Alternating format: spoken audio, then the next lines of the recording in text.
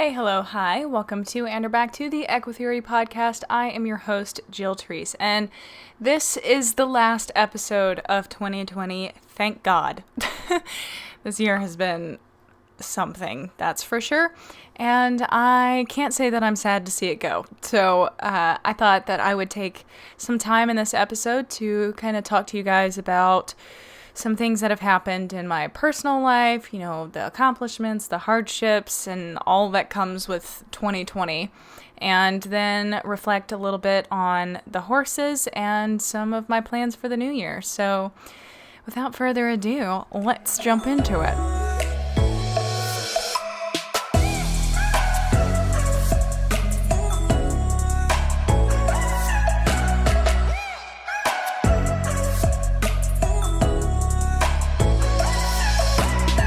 Alrighty guys, so this is the last time that I'm going to do this ad, free-handed, for reasons that will make sense later on in the episode, but this is the Patreon ad.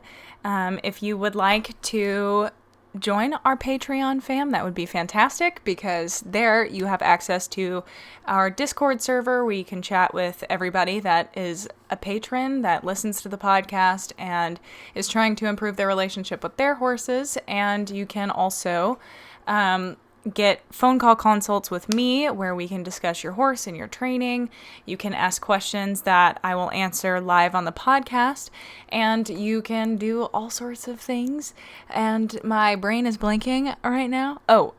Online training. So you can send me videos, and I think I'm going to take some time and work that out a little bit better so the lower tiers have access to that as well. But the reason that I put it at the highest tier is because it takes a lot of my time to do, and I want to help everybody, but I am a master's student at the moment, so I'm kind of juggling 2 full-time jobs at the moment. So hopefully it will work out, and I'm going to, like I said, take some time and think about it so that might become an option in the new year. So be on the lookout for that. You can become a patron now if you would like. We also now offer annual subscriptions, so you can just buy the whole year and you get a 15% discount, which at the higher tiers adds up to quite a bit of money. But yeah, so there's that. And then if you would like to support the podcast and me and the horses, by some small contribution, as well as supporting your support, you can, go to our Teespring. If you go to either one of my websites, Jet EquiTheory, or EquiTheoryPodcast.com, there's a shop tab that'll take you right to all of the apparel and merchandise that I sell now. Okay. But yeah, I love the merch. I think it's gone well, and I'm working on some new designs. There's a lot coming in the new year, so I'm really excited to see what happens. But that's going to wrap up the ad, because I want to get into the things. But first, as I just gave away in the ad, the podcast officially does have a website. I have been working on it for a couple of months now, but the past 2 days I was like, you don't get to do anything else. You just have to finish the website. And I was up until 2 a.m. last night working on it, and it's currently 8 p.m. right now that I'm getting to the podcast because of that. I wanted to record this yesterday, but it didn't happen. But the website is finished, it's up, and it was such a pain to make because I use Squarespace to create my websites, and it just was such a pain because my Jet EquiTheory website is their version 7.0, and the new website, the EquiTheory podcast website, is 7.1 version, so they're completely different, which, I mean, like, it's 0.1. How different can it be? It's very different. And for some reason, I just couldn't, because I have a monitor, like, I have a laptop and then I have a monitor. And on the monitor, I would get everything perfect, but then when I would move it to my laptop, it all looked gigantic. It looked like my mother's phone, where everything is the max size that it can be. Like, the text is gigantic. There's like 2 words or 1 word per 2 lines. And I was like, geez. And then on the phone, it was even worse. So it took me forever to get it right. And I think it's good now. I could be wrong. I'm still tinkering with it, but it's launched. It's available, and I would love nothing more than for you to take a look at it. I'm going to see if I can set up a mailing list at some point, but we'll see. I don't know if I have to have a different plan for that. But the EquiTheory website has a mailing list. I just never send anything out because that's one more thing to do. But it is one of my 2021 goals to get that started. But so without diving, because I've already touched on like 8 things that I want to go in depth on, but I have an outline in front of me, which is another thing that I've started doing. I've been doing this podcast. God, I don't even know. I feel like I've been doing it for 2 years, but I think it's been like a year and a half with some breaks. Sorry, I choked. But I never did outlines until I started. I think the dominance theory episodes were the first ones that I really did outlines for, and then I didn't do it again until I had like guests on, and then I slowly just started like jotting out some notes before I got into it. Each episode, it just makes it so much easier because I hate when I listen back to them and I'm like, oh, you forgot to talk about that. And then I have to do it in the next episode, and then more things get left out, and then I have to do, damage control in the next episode, and it's a mess. So, I'm really, really glad that I've started doing this. And it doesn't take me very long either. It's like 30 minutes to sit here and be like, okay, Jill, you must organize it now. But anyway, so I have my outline in front of me, and, this is going to be the recap episode plus New Year's episode, because this will come out on Tuesday the 29th, I believe. No. Yeah, Tuesday the 29th. Okay, sorry. I'm so bad at anything related to numbers. Tuesday the 29th, this will air, but a lot of people will probably be listening to it through New Year's because not everybody listens immediately when I put it out. And I can hear the few of you that listen to it immediately. I know who you are, giggling, and I love you for that. It means the world to me because, in the spirit of having a reflecting episode, why not get a little mushy? This podcast is my favorite thing that I do. And, sometimes throughout the week, I'm like, oh my God, I don't want to sit down and record the podcast. I don't want to write the outline. I don't want to do blah, blah, blah. Because I feel like a lot of people aren't super into online stuff, so you don't quite realize how much goes into it. I don't just sit down and record this and upload it and call it a day. Like, now I do an outline before, and I have to schedule everything around it because I need like an hour to 2 hours uninterrupted of me just recording. And so it takes the outline, and then I have to sit down for 2 hours and record it because I am long-winded AF, can't help it. I was born this way. And that's why I have all of the wonderful accents, which I guess I don't think I've ever really talked about. I kind of put it together in therapy, because my therapist forever ago was like, why do you make such goofy voices all the time? Like, she wasn't disparaging me or anything like that. It was just a genuine question. And I was like, well, I guess if I had to guess, it would be, that was redundant. But when I was younger, I've always been long-winded. I talk all the time. My thoughts are jumbled, and ADHD, hello, nobody knew. But I was just nonstop talkative, couldn't keep my train of thought where it was supposed to go. And so it was difficult to follow and often boring because I include every single detail of everything when I talk, which is great. I found my niche with podcasting and talking about horse training because I can go into detail and it's useful. It's not just mindless talking. But growing up, I noticed that when I would talk to people, their eyes would just glaze over and they would just stop listening to me. My dad also, he's not diagnosed, but I have diagnosed him. I'm 90% sure that he's ADHD because he is on another level. And I can always tell, like, when I've lost him. And so, when I was growing up and I was trying to figure out how to keep people's attention, and it kind of came by way of Jenna Marbles, actually, because she always used that goofy, like, no, this is my dog Sermon, and he's precious voice. And I used that voice so much growing up. Like, there are videos on Jet Extras, that account. It's like EquiTheory. That was my like dump account. I guess we would call it a Finsta these days, but it was public, and I would just shit post essentially. And it like those videos are so hard to watch because it's not even funny. I don't know how it was funny back then, because now I watch it and I'm like, oh my God, that's so uncomfortable.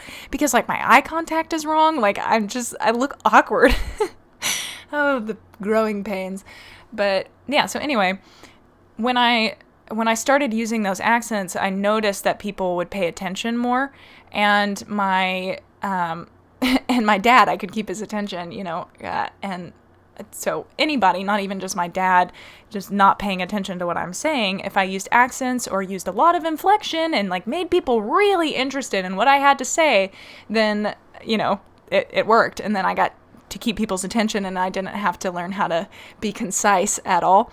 And that was something me and my therapist talked about. She was like, maybe we should work on that so you don't have to use accents when you're 45.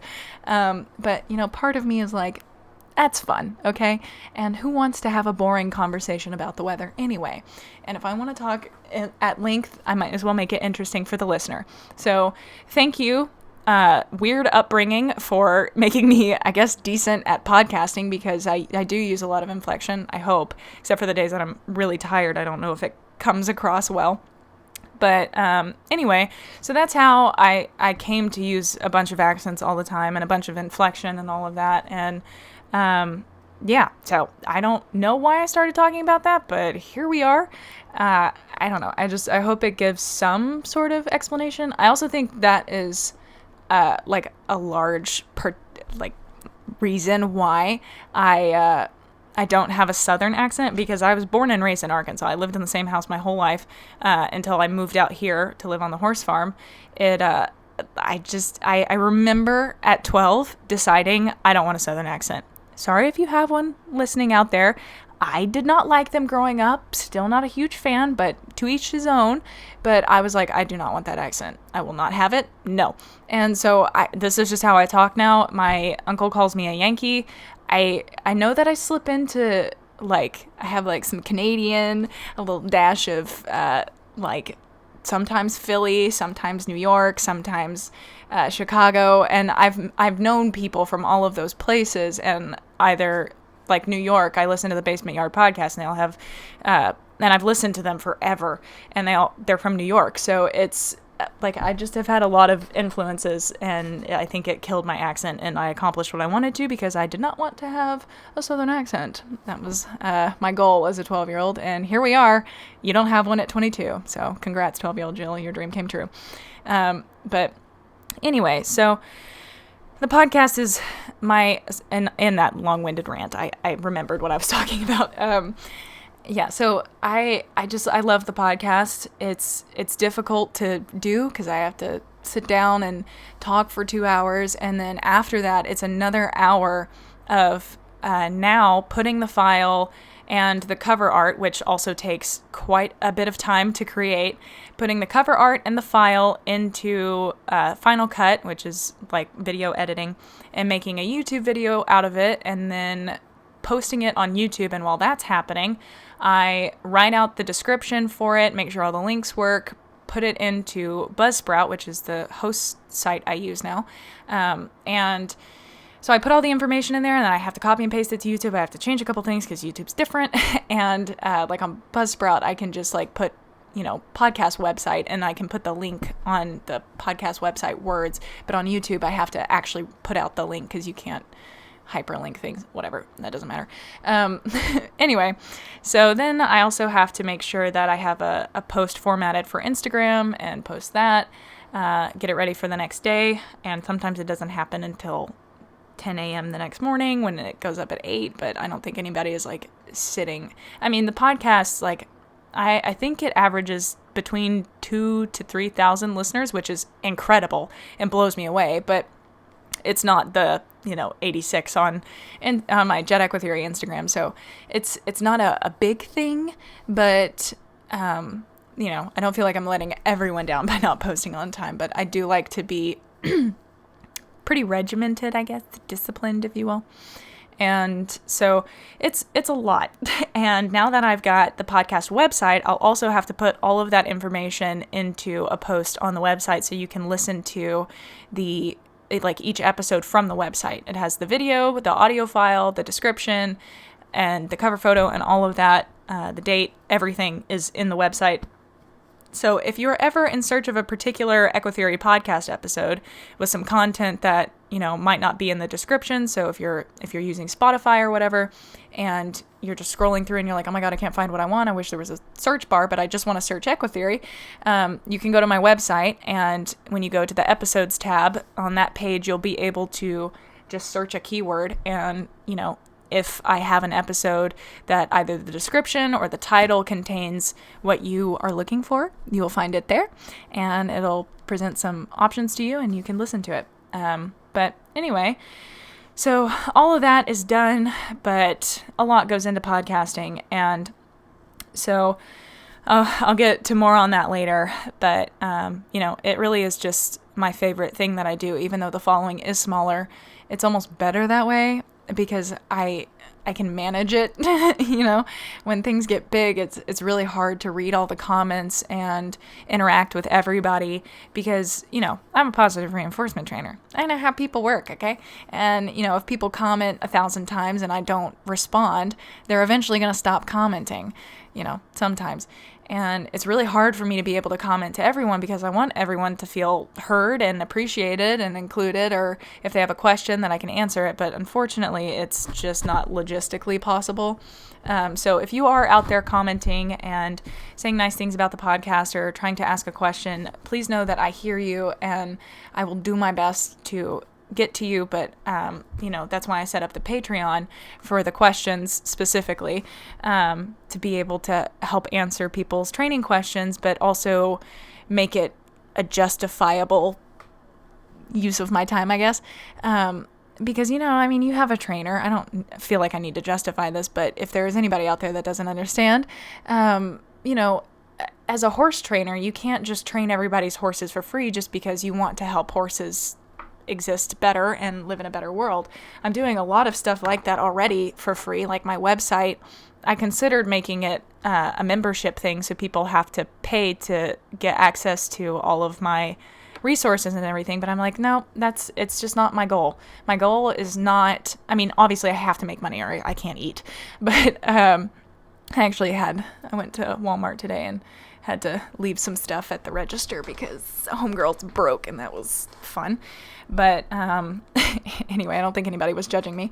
Actually, I totally do. I'm just being nice. But anyway, so it's interesting. But my goal is to help people connect with their horses. And, if you send me a question and I know that there's an episode out there on it, probably just going to tell you to listen to the episode, because unfortunately I can't answer every single question about every single horse and every single rider. And, I've had people that, before I made the Patreon, would email me about every single thing. They would ask one question and I would answer it, and then they would ask another question and I would answer it, and then they would just be like, okay, well, my aunt needs, and I'm like, I can't help your, I can't. And so, I was like, do I limit it to one person or one question per person? And I was like, okay, no, let's just do Patreon, because it makes sense to me to use a service that's a subscription. And if you won't pay somebody $5 to give you, 20 minutes worth of answering your question as in-depth as they can possibly go, answering as thoroughly as possible given what you've provided, I think it's fair, if not tipped in your favor. So, as Tracy Malone says on the Come Along for the Ride podcast, you can get your question answered for as little as a cup of coffee a month. And if not, then the other episodes are free, and I have endless resources listed on Jet EquiTheory that are there to help you. So, I feel bad making people pay. It's the weirdest thing in the world. And that is one thing that I did collect from being raised in the South, is just having a complete inability to ask for money or decide the value of my time and knowledge, I guess. And even saying that sounds arrogant to me, but I'm trying to know my worth in terms of, what I can bring to the table, and that it deserves to be a service paid for. But anyway, so I don't know. I hope that you guys that are listening know that if I could help each and every single one of you with every single issue that comes up with your horses, I would totally be there for it. But if it means a lot to you and it's something that you just can't work through and there's nothing on the podcast, save up and ask, I don't know. I mean, everybody has different circumstances and sometimes it's just not possible, but hopefully it'll come along somewhere in one or more podcasts. I know Alexandra Curlin on the EquiTheory podcast has endless episodes about every single topic under the sun. The only issue that I have with her podcast is sometimes it's hard to know what the episode's going to be about, because like there's one episode that has always, ever since I listened to it, stuck out to me. It's it's like an interesting take on extinction or something like that. Interesting perspective. I don't know, something like that, but it's about extinction. And I almost didn't listen to it because I was like, I know about extinction. And I listened to that episode and it blew my mind. Like there were so many things about extinction that I just never thought about. And so, you might have to hunt and dig and listen to quite a few, but it's a very good podcast. And they have the same feature on their website where you can just like search what you're looking for. But anyway, that is enough about all of that. I just wanted to, thank you guys for listening and being here through this year. And I hope, given the circumstances this year, that, the podcast has provided some entertainment value, education value, a little spark in your day, I guess. I don't know if the podcast ever does that, but I hope it does. I know a lot of you send me messages saying that, you look forward to the podcast and it makes your day and it's a good thing in your life. And that's all I can hope for. So I'm going to keep on keeping on. But anyway, let's get into this recap. So I'm kicking off the recap talking about the last episode. So the last episode, if you haven't listened to it, you might want to pause here and go back and listen to it real fast. It's only like an hour and a half to 2 hours long. So just real fast. You can listen to it on 2x speed. You'll be fine. But it was about an animal communicator talking to me via phone call and then talking to Lexi, Zoe, and Azula. So a lot of you have been asking for my opinion on it because, on the episode, there's only so much I can really say. But yeah, so I'm kind of mixed about it, honestly. There's a huge part of me that really wants to believe it, and there's another part of me that is extremely skeptical. So, when I introed the episode and was like on the phone, I wanted it to work so badly, and I wanted to be proven wrong because, you guys know, listening to this podcast, I'm a very science-oriented, logistical, prove it to me, pics or it didn't exist. Pics or it didn't happen, excuse me. But I really wanted this one to be true because I'd listened to so many, like Warwick Schiller had that episode, How to Manifest a Car Crash, and he talked about having a communicator. And I just don't know if I haven't found one that is like legit or not. And I hate to say that because it's not that I don't think that Shelley is legit. She was an incredible person. And I do think that she is in touch with animals in a very different way than I could ever understand. But, from basic listening to the conversation, she got some things wrong. Azula's not older than Lexi. Lexi, I don't know, part of me wants to believe that Lexi is very calm and chill and relaxed and that she's just never been allowed to be, but at the same time, she has lived in a pasture for 3 years. She knows how to halter and pick up her feet. Other than that, nothing. She is the most wild domesticated there is. That's probably not true, but, she hasn't had any training, any human interaction beyond some pets and leading and things like that. And so, I can't speak for what happened in the first year of her life, but, I don't think she's been told she can't be a calm, relaxed horse. And I watch her from my front porch out in the field, and she is anything but. She is vivacious and lively and joyful, and she's just like the biggest expression of like pure energy to me. Not like in the sense that it's like she's only energy, but like good energy, like just amazing, incredible, nice individual. And I wanted to say spirit, but I was like, you're going too woo-woo for everybody, I think. Anyway, so I feel like she missed the mark on that one a little bit. And then Zoe's hamstring thing is probably very likely, but there were a few times where, you know, I felt like she was like, oh yeah, well, that's what I meant, you know, and it's very possible that, you know, she meant hocks when she said hamstrings, but I don't know. I don't know what to think. I think that it definitely, at the very least, gave me a new perspective, because it's one thing to interact with your horses and think about training and welfare and like management. It's all very booky, you know, you're thinking and creating and managing and nitpicking everything. But talking to somebody as if they are a vessel to my animal put things in a completely different perspective for me.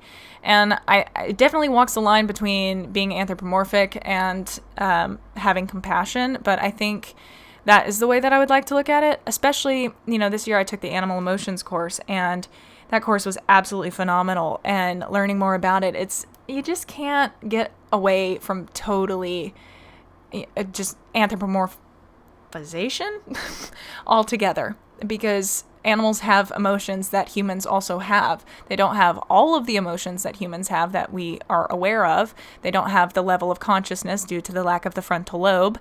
However, they do share a lot of similarities. So to say a horse is sad is not being anthropomorphic if it's accurate. But anyway, so, you know, I think it was helpful in that way, because it was like, okay, look at the horse as an individual, as a being, as something that has thoughts and preferences and feelings about things and a personality. And I know we all do, but it's just, I don't know how to delineate between the two, because it's just different. And it's almost like looking at them as if they are a human, but not, because that would be anthropomorphic.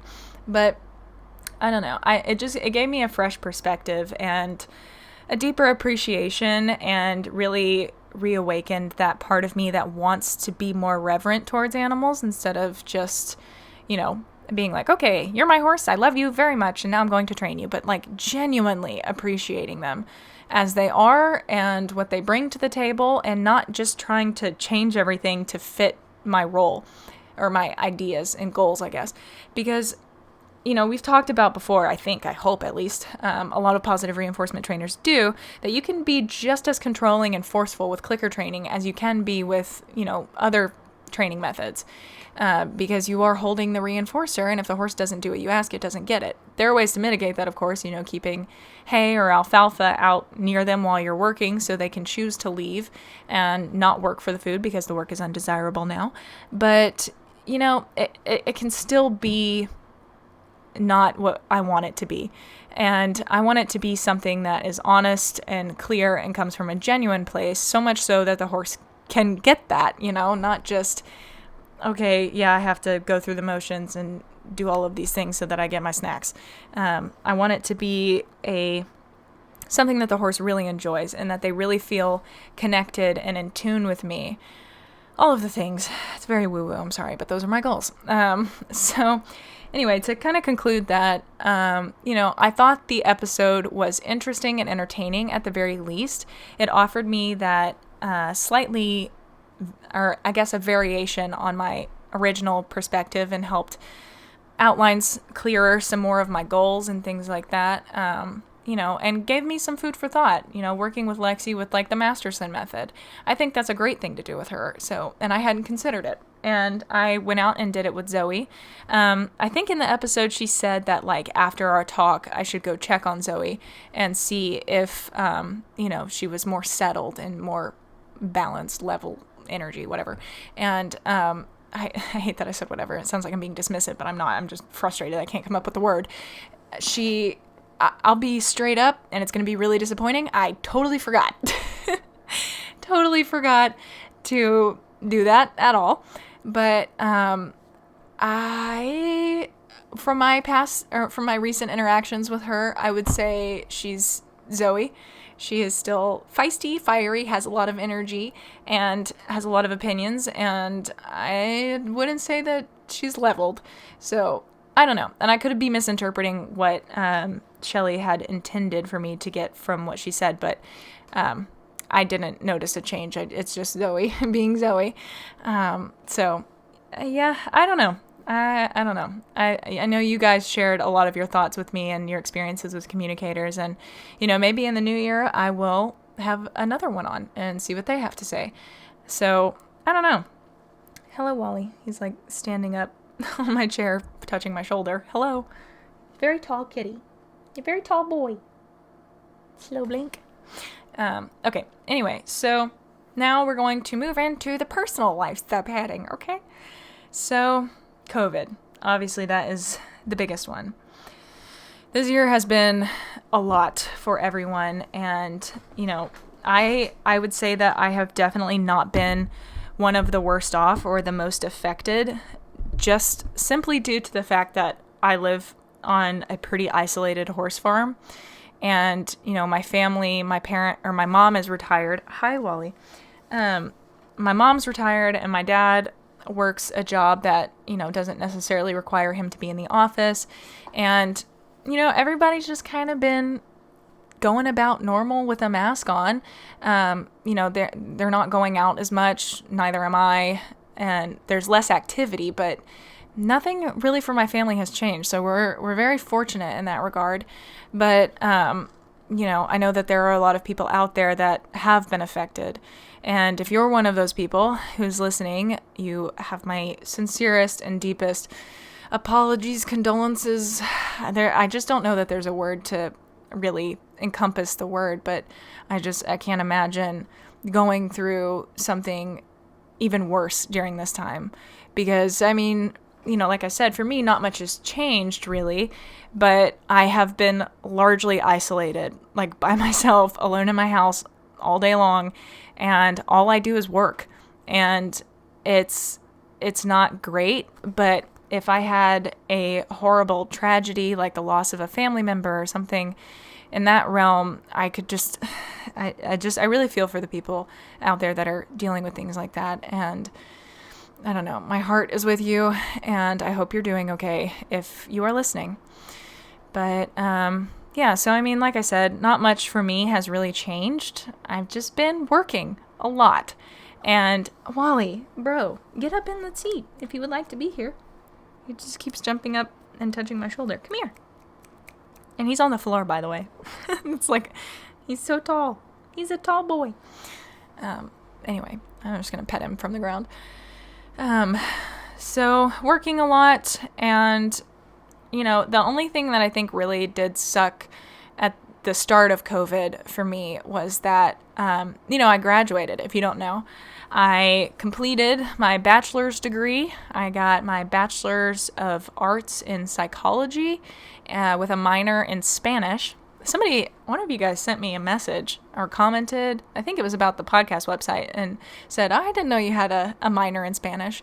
Yes, I do. It's not fantastic, my fluency, but it does exist. And I love Spanish. I think it is such a fun language. I know a lot of people say it's the romance language. To me, it just is a more fun way to speak. And the language, logistically, makes way more sense. So when I have the opportunity, even like, I forget what holiday it was. It's one of the family holidays or something that I was at, and I just only spoke in Spanish. And all of my family members would say, what? And I would translate in English, but it didn't stop me from saying it in Spanish the first time. But I think it's a cool mind teaser to be able to be like, okay, how would I phrase that in Spanish? I'm very slow at it, and it's very elementary Spanish, but, I took 1 year in 8th grade, and then I took 2 or 3 in high school, and then obviously several different courses in college. I lost count because it's not like a year of the class, it's each semester something changes in college, so I took a lot of Spanish. I think it was like 6 credit hours I needed for my master's. Well, not six classes, but whatever that times 3 is, 18 hours, I guess. Or it might have been more than that. Whatever, it doesn't matter. But anyway, so I don't know if that gives you any feel for what Spanish I know, but I catch a couple words, and if I read it, it's usually better. I can figure out what it means, but not all the time at all. So I graduated and I didn't get to walk. It was some like, I don't even know what they did. My school is an interesting place, but they had us, like they sent out a email, about how the graduation ceremony would go, and you couldn't like have your whole family there. You could have like 2 people, I think. And then there was some like, you had to get a ticket and you had a set time that you would be there. So essentially I would just like walk to them and like walk in a building with my parents watching me, grab my diploma, and I guess they take a picture or something. I don't know. And then I would leave and not be there for the whole ceremony. So you don't really get the whole feel. I didn't go. They mailed it to my parents and it has been sitting in a drawer ever since because my mother doesn't love me and didn't frame it. So if you're listening, Mom, frame it, please. And not one of the cheap Dollar General frames, because I have many of them in my house at present, and they're not great. So anyway, so, I mean, that was a huge accomplishment, but I didn't really have any time to, like, process it or enjoy it or, like, memorialize it because I didn't go to graduation, and I immediately started my graduate program. So if you have been listening to the podcast for a while and you don't know how, first of all, and second of all, now I will tell you, I am pursuing my master's of clinical mental health counseling. And so far, I think I think I've taken 3 courses this summer, and then I took 3 this fall, and I'll be taking 3 in the spring. So I'm set to graduate in fall 23. And if you're like, what? That is a long graduate program. I think for the counseling program, it is longer than most programs. Like if I went the school counseling route, I think it's only like 48 hours, but I'm doing clinical mental health and it's 60 hours. And so, each class is 3 hours, I guess. So it all is weird, and I don't understand math, so I could be off. But anyway, it's a lot, and it is very different than undergrad because, especially when the coronavirus hit, it was like I was anticipating on like going to my classes. They only have them like once a week or once a month or once every 2 weeks. Like all of the professors are different depending on what the course is. But when COVID hit, we moved all online. So I haven't met any of my professors. Actually, that's a lie. I met one. We had one in-campus course, and then everyone was like, we don't want to come back. And he was like, I don't want to come back either. Goodbye. And so we just did everything online. And so it's been weird because I've never done online school before. Like I've had a lot of my courses be online from undergrad. Like I had the miscellaneous like art history. And if you are an art lover, I apologize, but I do not like art history. And I'm an artist, which is odd, but I find it boring and monotonous, and I don't care about what some old white dude painted. But anyway, the only painter that I think I really like is Salvador Dali. He was very good. Not an old white dude, but really cool concepts. I like surrealism, even though I don't really draw it that much. I don't. If I can't pull it from something online, then I have a hard time drawing it. But anyway. So I have cat hair all over my face, and I'm trying to slowly get it off while I'm talking, and it's distracting me very badly. Anyway, so graduated undergrad, started the master's program. It's wildly different. There is so much more work faster. Like in undergrad, I don't think I read a single textbook except for my psychopharmacology class, which I'm glad I did. That class about killed me, and I got my first F on an exam, but in my defense, so did literally everybody else in the room, except I think 1 or 2 people got a D. And our professor was like, cool, well, I might curve it if you do well on the next one. And we were all like, what, you might curve it? Rude. So that was a stressful class, but that is the one that got me thinking about the old ADHD because of the content and also how much I was struggling because I'd never really had to read a textbook before. I would do the bare minimum, but I was not a very good student in that regard. I could just pretty much just listen to what the professor was saying and write it down and then look over it, right before the exam. I don't have a photographic memory by any means. My memory is quite trash, but I do have really good spatial memory. Like, I'm pretty sure you could drop me anywhere in the state of Arkansas and I could get home without a map or road signs. I don't know how it works. I just have a good ability to determine what direction I'm facing and whatever. And it works the same, like on a piece of paper. I know where, like, because I wrote it. I handwrite all of my notes. I refuse to use a computer because it just doesn't relate the same to me. Mostly because there is science on it, and when you handwrite things, it works better. And I don't have like an iPad where I can, like, take fancy, pretty notes. But I also just like the look of handwritten notes as well. So I like paper. I'm old-fashioned. Sorry, trees. But anyway, so I can just like look at my notes really quickly before the test and pretty much remember where everything was, and then it reminds me about what it says. So I would just look over my notes before the test and then take it and do very well. So yeah, I mean, so that did not prepare me very well for graduate school, because now, for each class we have a textbook, and it's online, and you can have the book read to you, but it's in like the most painful Siri voice. Like, I mean, they're like, cat jumped over a dog and then he went to blah blah blah, and she pronounces things weird and it confuses me, but she is Australian, if you would like to know, and she has a very fast setting, which is about the speed that I'm talking right now, so it is painful to my ears because I always listen to podcast episodes on at least 1.2 speed. If it's like a casual podcast, I'll probably listen on 1 times, but if I'm trying to, like, learn something and it's kind of dry, like about horse training, which I love, but I don't want to listen to all the ums and ands and blah blah blah. And I know that I'm bad about it, very bad, and I'm trying to be conscious of it in this episode and not do it so much, but it's difficult. Okay, I don't have to normally think about what I say so much, and on the podcast, about every sentence I have to, I do that. I stop and think before I speak because I don't want to say something wrong, and I also am too lazy to stop it, like the recording and then restart. But anyway, take a shot every time I say anyway. Kidding, only if you're over 21 or not from US, 18 or something. I don't know how rules work. But yeah, so we have a book for each class, and we have very fast Australian Siri read it to us, and I usually have to be engaging in some other activity like drawing or something.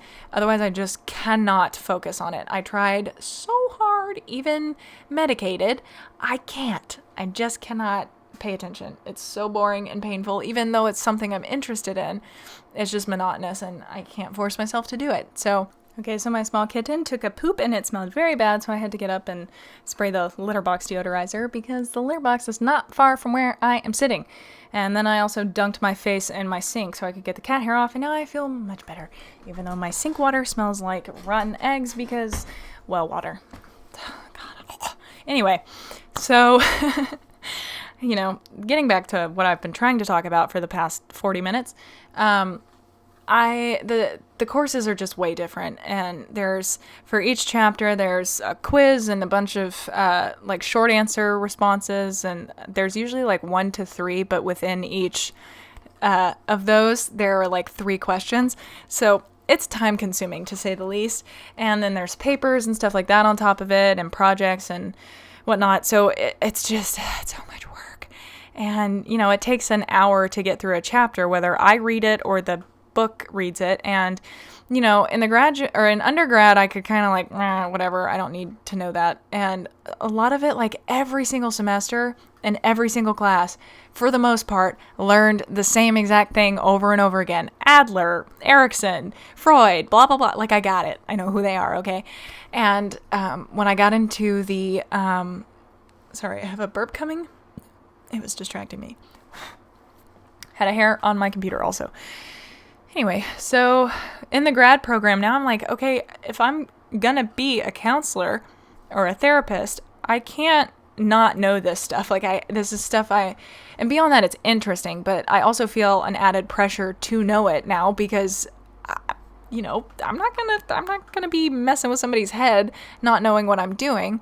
So that's where I listen to a lot of the Psychology in Seattle podcast. Absolutely love Kirk Honda, incredible human. And like, if you guys are ever struggling with like relationship issues or something, as we all are, because our society does not teach us how to handle, express, or deal with emotions. So please give that podcast a listen. Free promo there, Kirk, but it is an incredible, incredible podcast. And I've listened to just about every episode from like the last 2 years that he has available, as well as all of the recent ones. And he has a YouTube channel. I've listened to all of the 90 Day Fiancé videos. He like watches it and reviews them. And as a counseling student, I'm not a professional, but I can say he is not a pseudoscientist. He is very legit.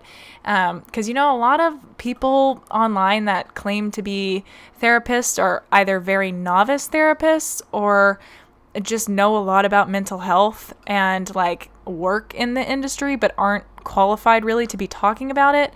And there are a lot of hoops you have to jump through to be a therapist, and like talk about it online because of all of the disclosure stuff. And, every time I talk about mental health with anybody now, I'm like, I just want you to know I'm not a professional, cannot speak professionally, and I am not interested in getting sued, but I can help you figure out what you need to do in terms of like finding a therapist and things like that.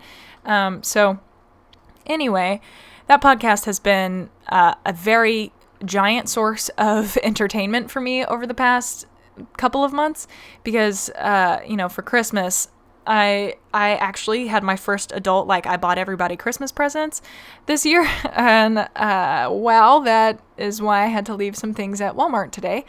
But yeah, when I couldn't come up with anything else to give somebody, I usually do a drawing, but only if I like actually care. Like I did one for my sister and for Sunny, my boss. And I spent probably 70 or 80 hours on Sunny's. You can go to jet.treese on Instagram. That's my personal Instagram. I hardly ever post on it, but in my story highlights, I have progress pictures. I haven't posted the final product because I gave it to her. I forgot to take a picture. But anyway, it's done, and I am in love with it, and you can see all my other art on that Instagram account. I have pictures of everything. And then I did my sister's the morning, because we did Christmas on Christmas Eve, and I drew it that morning and gave it to her, and I was so stressed the entire time. And so as a result, I have watched every single one of Kirk Honda's episodes on his YouTube, and every episode of Bridgerton, which is a phenomenal show, by the way. What else have I watched this year that was really good? I watched Ink Master, loved that show. I watched all of it while I was doing Sunny's drawing. I watched Paint Wars, which is the exact same thing as Ink Masters, except instead of tattoo competitions, it's a body painting competition, so slightly less interesting because there's not so much on the line. But I watched that. I watched Virgin River, which is pretty much just Heartland without horses. It's literally the exact same thing, just not horses. But it was good. I enjoyed it. It was just a little bit too rom-com-y for my taste. Bridgerton, on the other hand, is like I don't want to get the era wrong, but like around Victorian, Elizabethan times, like they all have very fancy dresses and wigs and things like that. It was like that, like a Victorian Gossip Girl, but surprise, in this show there are people of color, which was nice to see. It's not just a bunch of white people. So it really, I thought it was nice. And they explained why, because back in those times it probably would not have been, but the show is incredibly done. And like, I'm sorry, I'm nerding out here, but as somebody who is, an amateur at filmmaking and editing and stuff, the cinematography was incredible. Like, there's just this one scene, well, there are two scenes actually that stick out in my mind.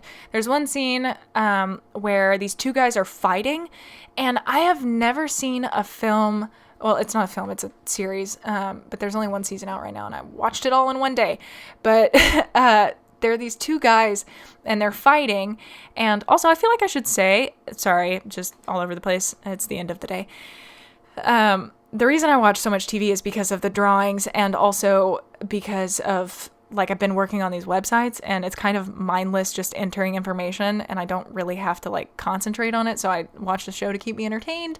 And so anyway, these two guys are fighting, and the camera angles, I've just never seen anything like it. Like the way they were, the camera was tracking them. It was really dynamic and like a lot of movement, but still really clear and not like dizzying.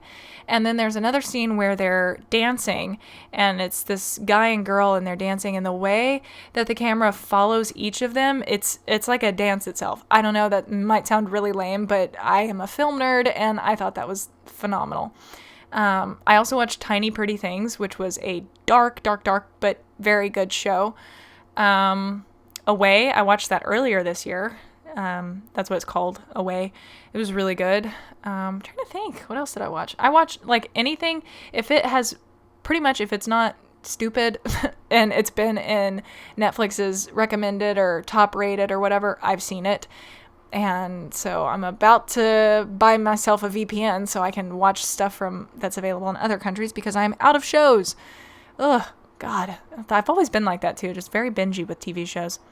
Mostly just because when I do a lot of stuff that is mindless and monotonous, and as I spend a lot of time alone, I have to, I like some noise, but I also like things that are interesting. I can't just like turn on Friends.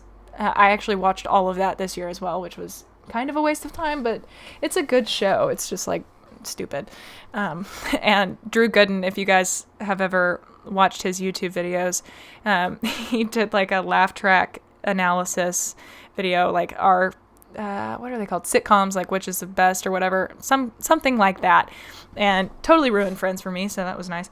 But anyway, I've watched a lot of shows this year, and I did not think that I would get through like 90% of Netflix this year. So thanks, COVID, for that. I will probably not be able to watch anything in the next coming months because starting January 11th, I will be back in my master's program. I've had this nice little winter break, which has been incredible because I finished, like we had until the first week of December, I believe, to finish our coursework, and I finished early mid-November, and so I had everything good to go because I wanted 2 full months off. So planned that strategically and got all my work done and finished it pretty quickly. And I'm hoping that I can do that in the next semester as well, because there's a lot coming soon that is going to be very time consuming. And, the master's program is very important to me, but it's like I have these two competing passions. Like I want to learn about the master's program, but I also want to learn more about horses and training and actually train them, because I haven't had any time the past semester, like since August. I haven't hardly worked with my horse at all, and it's very depressing. But I haven't had any time. I don't know how I had so much time in undergrad, because I was taking 5 classes in undergrad, and now I'm only taking 3 per semester, and I have less time. But I guess in undergrad, I just kind of like did my assignments and took exams, and that was about it. It wasn't really a whole lot. And I had a 4.0 the entire time, mind you, until I think my last or second to last semester. Might have fumbled the bag a little bit and got caught slipping, because I had an exam in my psychopharmacology class that I stayed up, literally pulled an all-nighter studying for this thing, stressing myself out, trying to absorb all the information, review, read, and then went in, took the exam, walked out, got a C on that one, by the way. It stung, yep. And I have always been a straight A student, so I was like, why is this happening to me? But his exams were dumb hard, and everybody told me not to take his class, but I'm glad I did, because I learned a lot about me in that class, and I also learned so much about how the body works and chemicals and neurotransmitters and all that nerdy stuff, which played right into horses. Sorry, my chair is so squeaky. I'm gonna try and fix that too.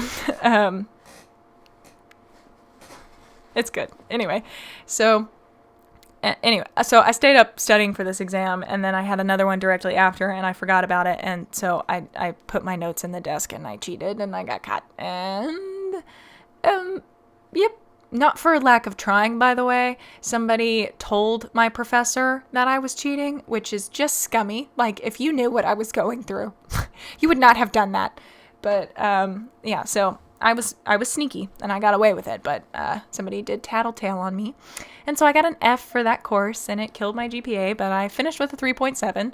So, good times. This has not been a good run for me. Ended on a very bad note, tripped at the finish line. What other idioms can we use, Jill?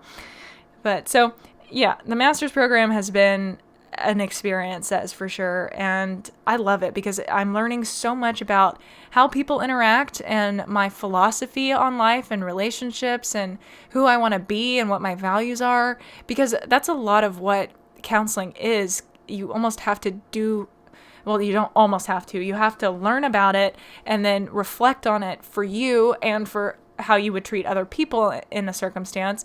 And also, they are extremely recommendatory, good word, that you go to therapy as well. I've been to therapy and I was in therapy for a year and a half. It was a long time. And I would like to go back. Probably not to the same one that I used to go to, just because I feel like I'm at a point now where the things that we worked on have resolved largely, which is not a common thing in therapy, I hear. But yeah, my issues are pretty much like different. And when we started working on those, it wasn't going well. And I'm like, okay, maybe we just fresh start with somebody else. But I will also say on that topic, because I know I've had a lot of messages from people and just what I see on the internet. So I kind of just want to say something about it, that I notice a lot of people talk about like, oh yeah, I've tried therapy. I've been to therapy. It doesn't work, blah, blah, blah. I have a few things about that. Like, you are probably entirely correct. The therapy that you went to, whether you tried 1 or 15 therapists, probably wasn't right for you. I would recommend doing a lot of research into what type of therapy you're looking for, because there's solution-focused, Gestalt, psychoanalytic, family systems, Adlerian. Like, there are thousands of different theoretical orientations that a therapist can hold. And each of them has a different specialty. Like, some might specialize in anxiety, some might specialize in depression, others PTSD, borderline. Like, there are so many differences out there. And listening to the Psychology in Seattle podcast has really helped me understand a lot of this. And especially things like borderline and narcissism, those two things are thrown out like their tissues. People just use those words willy-nilly without having any idea what they really mean. And it's also calling people narcissistic as if it's a bad thing is like saying, oh, well, you're so depressed. Like, you're so PTSD. Like, that's rude. And narcissism, if somebody does have narcissism, why is it a bad thing? The reason that they have it is a coping skill that they developed as a result of, an upbringing of all sorts of different things. There are endless possibilities for why. But, it's not usually a person that truly has narcissism is not doing it because they think they're better than everyone, but they have to, because they have to protect themselves from the feeling of worthlessness. And you can listen to Kirk Honda's episodes on it. He goes way deeper into it and way more than I can explain in this episode. That's not about that. And also, I'm not a professional, so I can't speak on it fully. But it is really fascinating and gives you an entirely new perspective on people, because when people start doing annoying or rude or frustrating things, you're like, there's a reason. I wonder why. And then I just think and ponder that instead of getting frustrated at them. It gives me a much more compassionate view, because I'm like, oh, I bet that's this thing that's bothering them. It's not because they hate me or I'm worthless or I need to be insecure or they're judging me. It's they're doing this for a reason. And so that's helped me a lot. Sorry, that was loud. But yeah, so I think the master's program is great, and it's stressful because, like I said, I am really interested in it, but at the same time, I'm like, I want to learn and read all of the things about horses, and, I've been doing a lot of that this year, and I'm going to get into that a little bit later, and I'm already at an hour. Jeez, how do I talk for so long about nothing? I asked 2 different people in my life to give me some things that happened this year because I couldn't seem to remember anything that happened. And because, let's be honest, 2020 time is not like any other time ever. Everything feels like it was 8 years ago, but also 2 days ago. So time is not real. So Let's say so, anyways, and one more time. Do you know how hard it is to not say those words? If I tried really hard, then I would be speech jamming myself this entire episode. But anyway, let's talk about boys. Why don't we? Any males out there listening? Sorry. This is for the girls. But, or if you don't identify, you can listen. You have my permission. So, but for the men, I don't know, take notes. Who knows? Whatever you're interested in. This is my experience. So, as a lot of you know from the first couple of episodes of the Jet Reel podcast, so season 2 of this podcast, who's gone through several different identity crises, the Jet Reel podcast started out talking about my relationships. I really wanted to, because I just needed to vent about it and lay it all out there and provide some explanation for why I just dropped off the face of the earth for like 4 months. And, I didn't feel obligated, but I wanted to. And I was like, I'm going to do this for me. And also, hopefully it'll help somebody else. So if you're, wanting to listen to somebody talk about how how awful their relationships have been, go listen to that one. I mean, I by no means had the worst relationships in the world, but I definitely did have some interesting ones. So, at the end of last year, which is crazy to think about that was so long ago, I dated this guy that a lot of you probably witnessed, and we dated on and off, which I hate saying that. I always judged people for breaking up and getting back together, and then I did it. But love is blind. You do dumb things, and even when you think that, you're not being stupid, and then you look back and you're like, oh, honey, no. And I don't think I was being stupid. I think I just didn't know, just like anything else, you can't do better until you know better, and then once you know better, you can do better.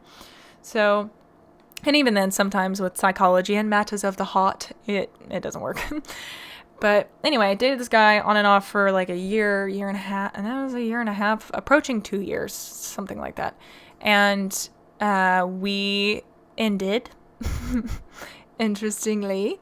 And if you're wondering, he's doing very well with his girlfriend that he went behind my back to obtain. So good on them. And, I wish all the best. Genuinely, a year ago when I said that, I don't know if I did in those episodes, but I feel like I probably did because I was trying to appear like a good person. But now it's been enough time that I'm like, yeah, you deserve it. And the reason that our relationship didn't go well was because he was going through a lot of things, and and both of us were just volatile people and emotionally wounded and didn't realize it, and just kind of put all the issues on the other person. So I hope he's doing well, and I hope he's healed from that, and that, things are going well with his new lady. But for me, things a little drier. So I did end up dating a guy for a brief moment. If you had your eyes open at the exact moment that I posted about it for a hot month, and you didn't blink, then you saw I dated this basketball player from the school across the street, and it was weird. I feel bad because honestly, it was kind of like you're the nearest person, you're attractive, and I get along, and I'm going to force myself to be in love with you because I want it so badly. Except that's not how love works, and we just really weren't on the same page about a lot of things. And, since coming out of that relationship, a lot of the things that he told me I have since discovered were not true, such as religion. I thought it was wild that I found somebody else that wasn't, Zuko, my couch. Stop it. Come here. Thank you. And one of you guys suggested that every time he scratches on my couch, I put him on my, on his scratching post, and I do, and he scratches, and he continues.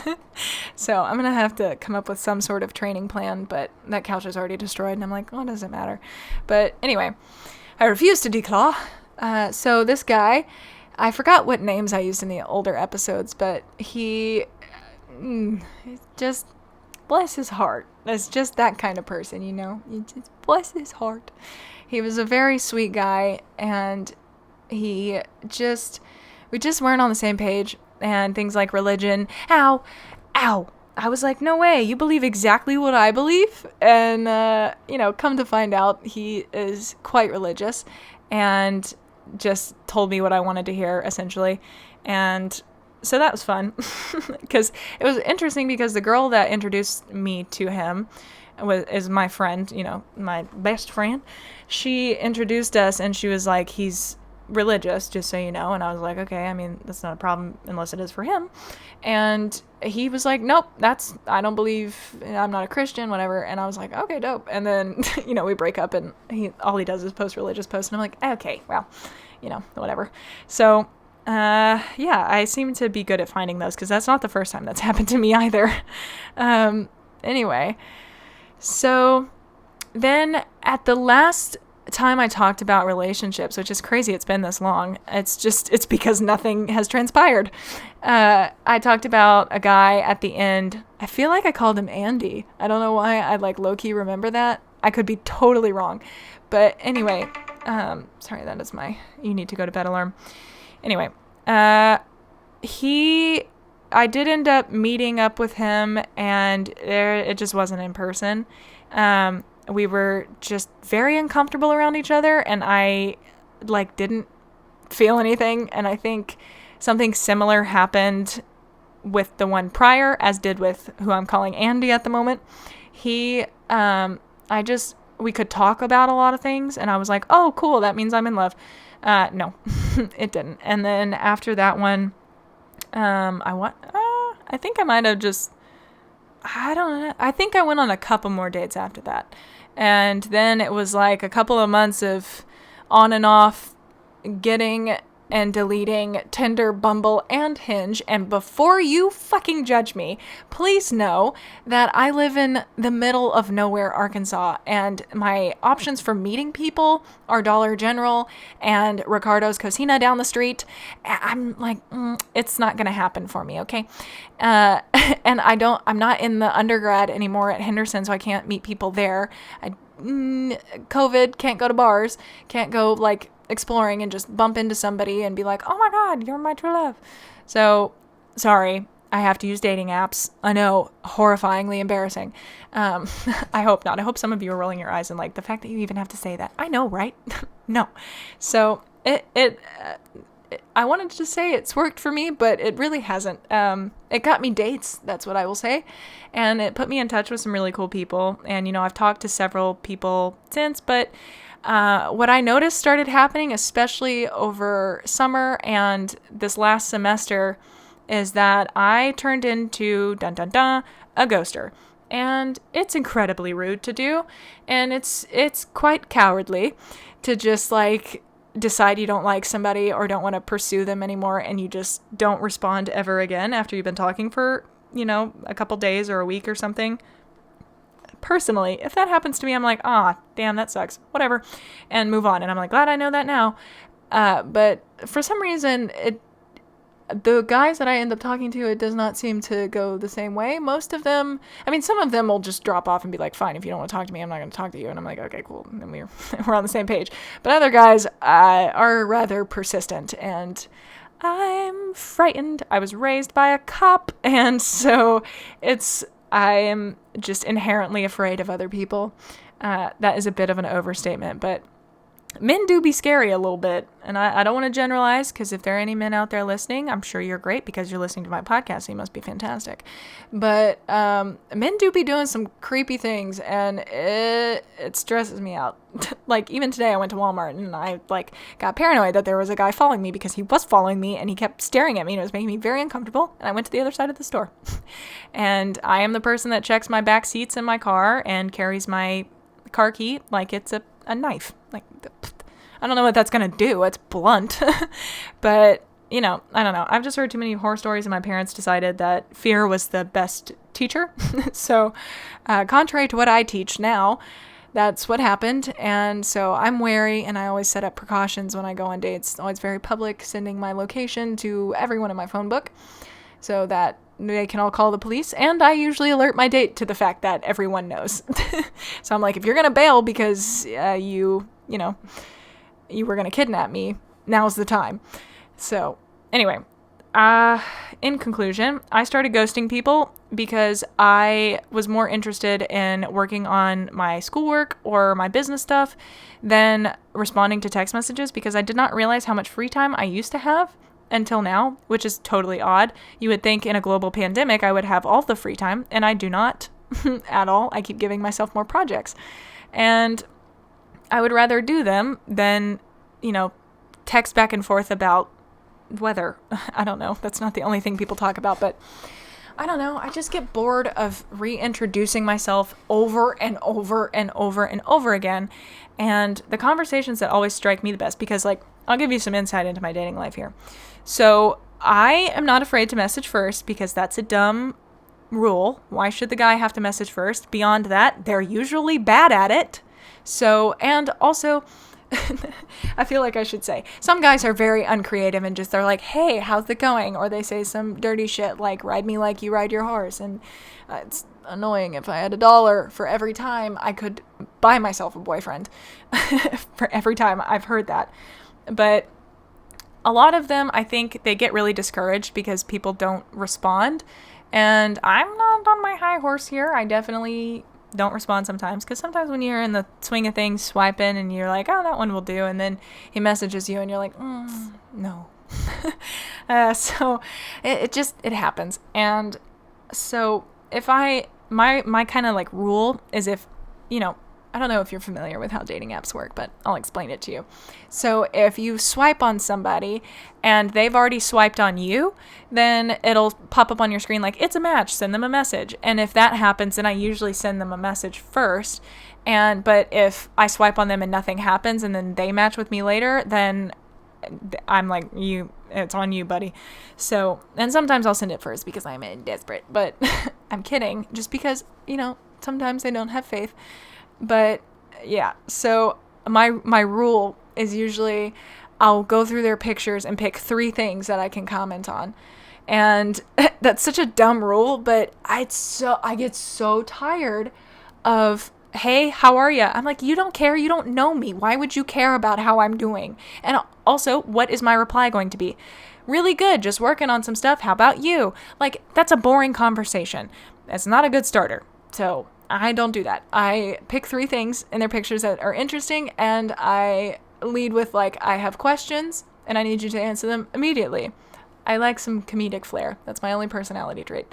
And I don't know if it's good comedic flair or not, but I'll just be like, do you frequent casinos often? Do you have a problem, or do you just enjoy it? Or was it just for the picture that you're standing in front of a large casino monument? And also, do you regularly wear floral shirts? Just stupid things. Anything that I can come up with. I usually spend about 5 to 10 minutes coming up with what I'm going to say.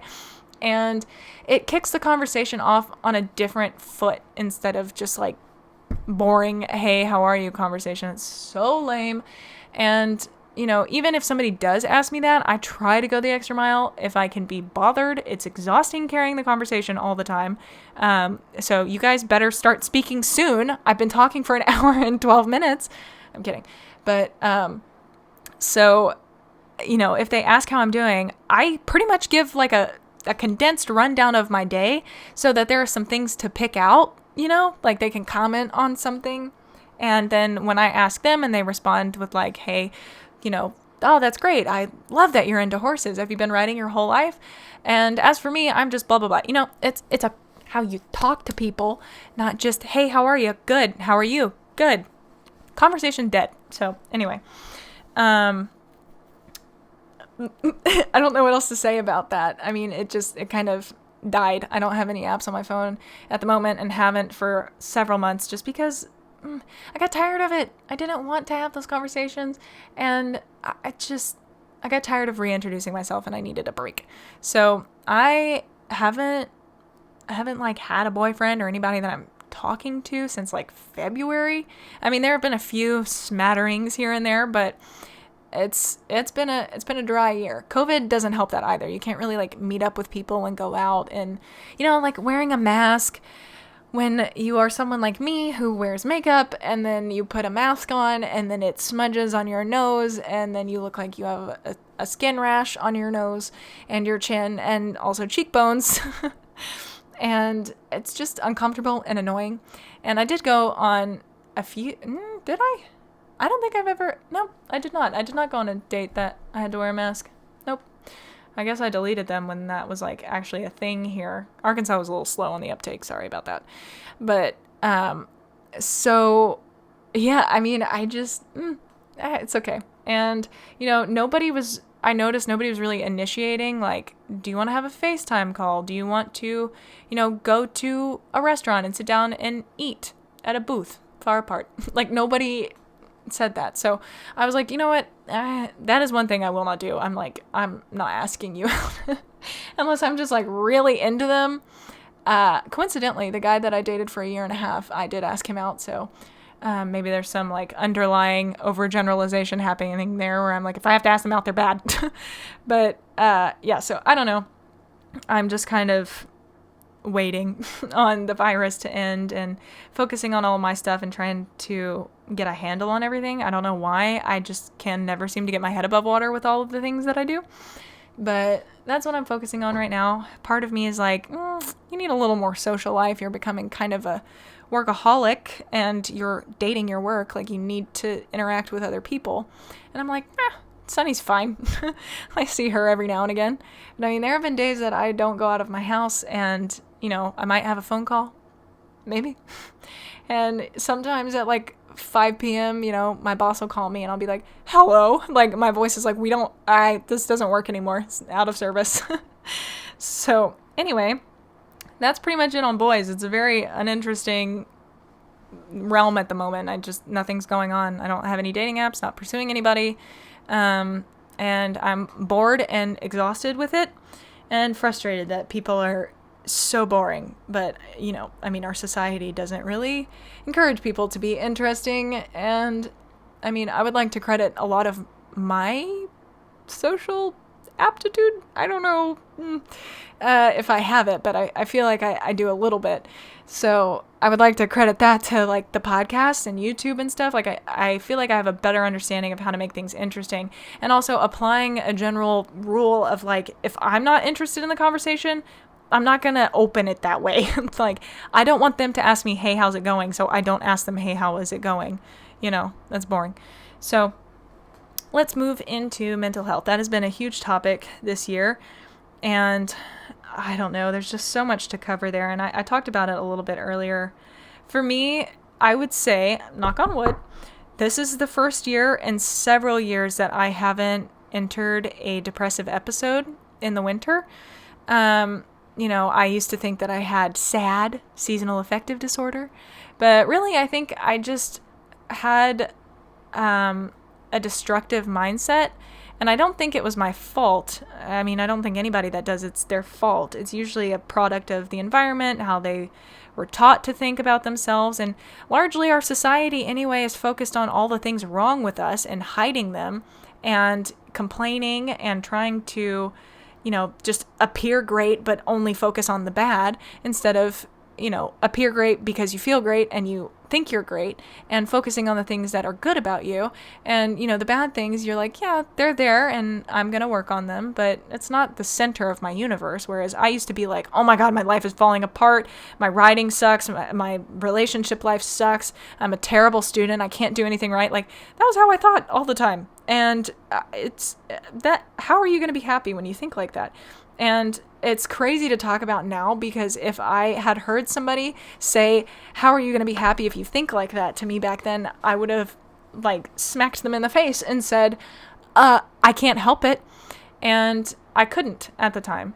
That was just it, until I really dedicated myself to, doing things like mindfulness and being aware and saying some gratitudes at night. Like when I go to bed, it sounds lame, but just being like, what are 5 good things that happened today? And I just go through them and I remind myself of the things that were good that happened today. And I started this year keeping a calendar, like a planner, and I'd never been a planner girl before, but I did start keeping one. And I think that has been the biggest fucking help to my sleep issues, because if you guys have been listening to the podcast for a while, I used to be really bad insomniac. Like I could not sleep. And I think it was because of moving out by myself alone. Because when I have other people stay with me, I sleep way better. But when I'm alone, I would wake up a lot and I just couldn't go back to sleep. And I think my body was just kind of in overdrive all the time. And a lot of it was also because I would lay there and think about all the things that I had to do because I couldn't keep up with them.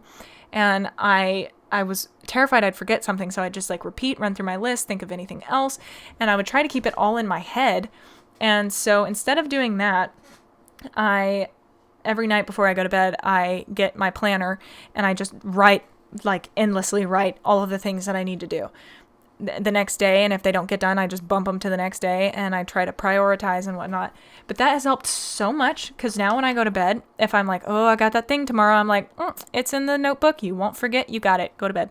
And it just it shuts it down because I can't argue with it. I'm like, yep, got it. It's written down. I won't forget. And you can think about it tomorrow. It will be okay.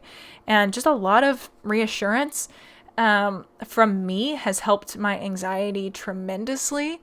Also not saying things like my anxiety and saying, the anxiety that I experienced, distancing it from yourself and learning how to control it. Like a lot of that, I would say I don't really have any issues with anxiety anymore outside of like the normal situations where people tend to have anxiety, I don't know, all of the horses have gotten loose and now you're chasing them down in the middle of the night, which happened a couple times this year. That is very stressful and anxiety inducing in and of itself because I need to protect the horses. I need to protect me, blah, blah, blah. But for things like my to-do list, I don't need to be anxious about. This is my only life. And even though I do work a lot, I do it because I really enjoy it. And that's something else that I've really had to outline for myself this year. I'm like, if you don't enjoy it and you don't want to do it, don't do it unless you absolutely have to. In which case, make it as enjoyable as possible. Do not stress about it and sit there and spin yourself into knots thinking about how awful this thing is going to be. Just be like, okay, it's something that I'm not going to enjoy. I'm going to get it done and then it'll be over and I can do all the things that I enjoy. And just making it a non-issue, not to like bottle it up or belittle or invalidate is a good word. Invalidate the feelings that I used to have about it, but just putting it in perspective and valuing the things that I care about more than I value the things that are stressing me out. And then all of a sudden they're just not an issue. And I've become a very mellow person. Like even though listening to me talk, I probably don't sound like it because I'm very quick all the time, but I just really don't feel like I'm like falling apart anymore. And anxiety and depression do have quite a high comorbidity. So they often present together. And I would just worry myself to death. And then I would tell myself that I'm not going to be able to get it done and I'm not good and I blah, blah, blah. And I would just negative self-talk myself into a hole. And then I couldn't pull myself out of it until I could breathe again, which usually came with seeing more sunshine and the sun inadvertently being a reminder to like breathe and be appreciative and look around, feel the nice warm skin. Ew, gross. Sorry. Nice warm air on your skin. Could you imagine just like, nothing makes me happier than feeling nice warm skin in the air. Disgusting. Sorry for that visual. Anyway, so I don't know. I hope that little spiel like helps inspire you to treat yourself nicer if you can find it within yourself. It really does make a world of difference. If you can, I would recommend watching some TED Talk videos on positive psychology. Really great stuff. Such good people. And that is totally the movement that I'm with because it has absolutely changed my life. So positive psychology TED Talks are your thing. Some other things to talk about is this year I have gotten my first clients, which is crazy. Like I actually have people that are coming to me for a service. And, I've had people that or brands that want me to advertise their stuff and whatnot, but I've never had anybody want me to train their horse. And that's happened this year. I also had my good friend now, Cammie Decker, she wanted me to make her a website.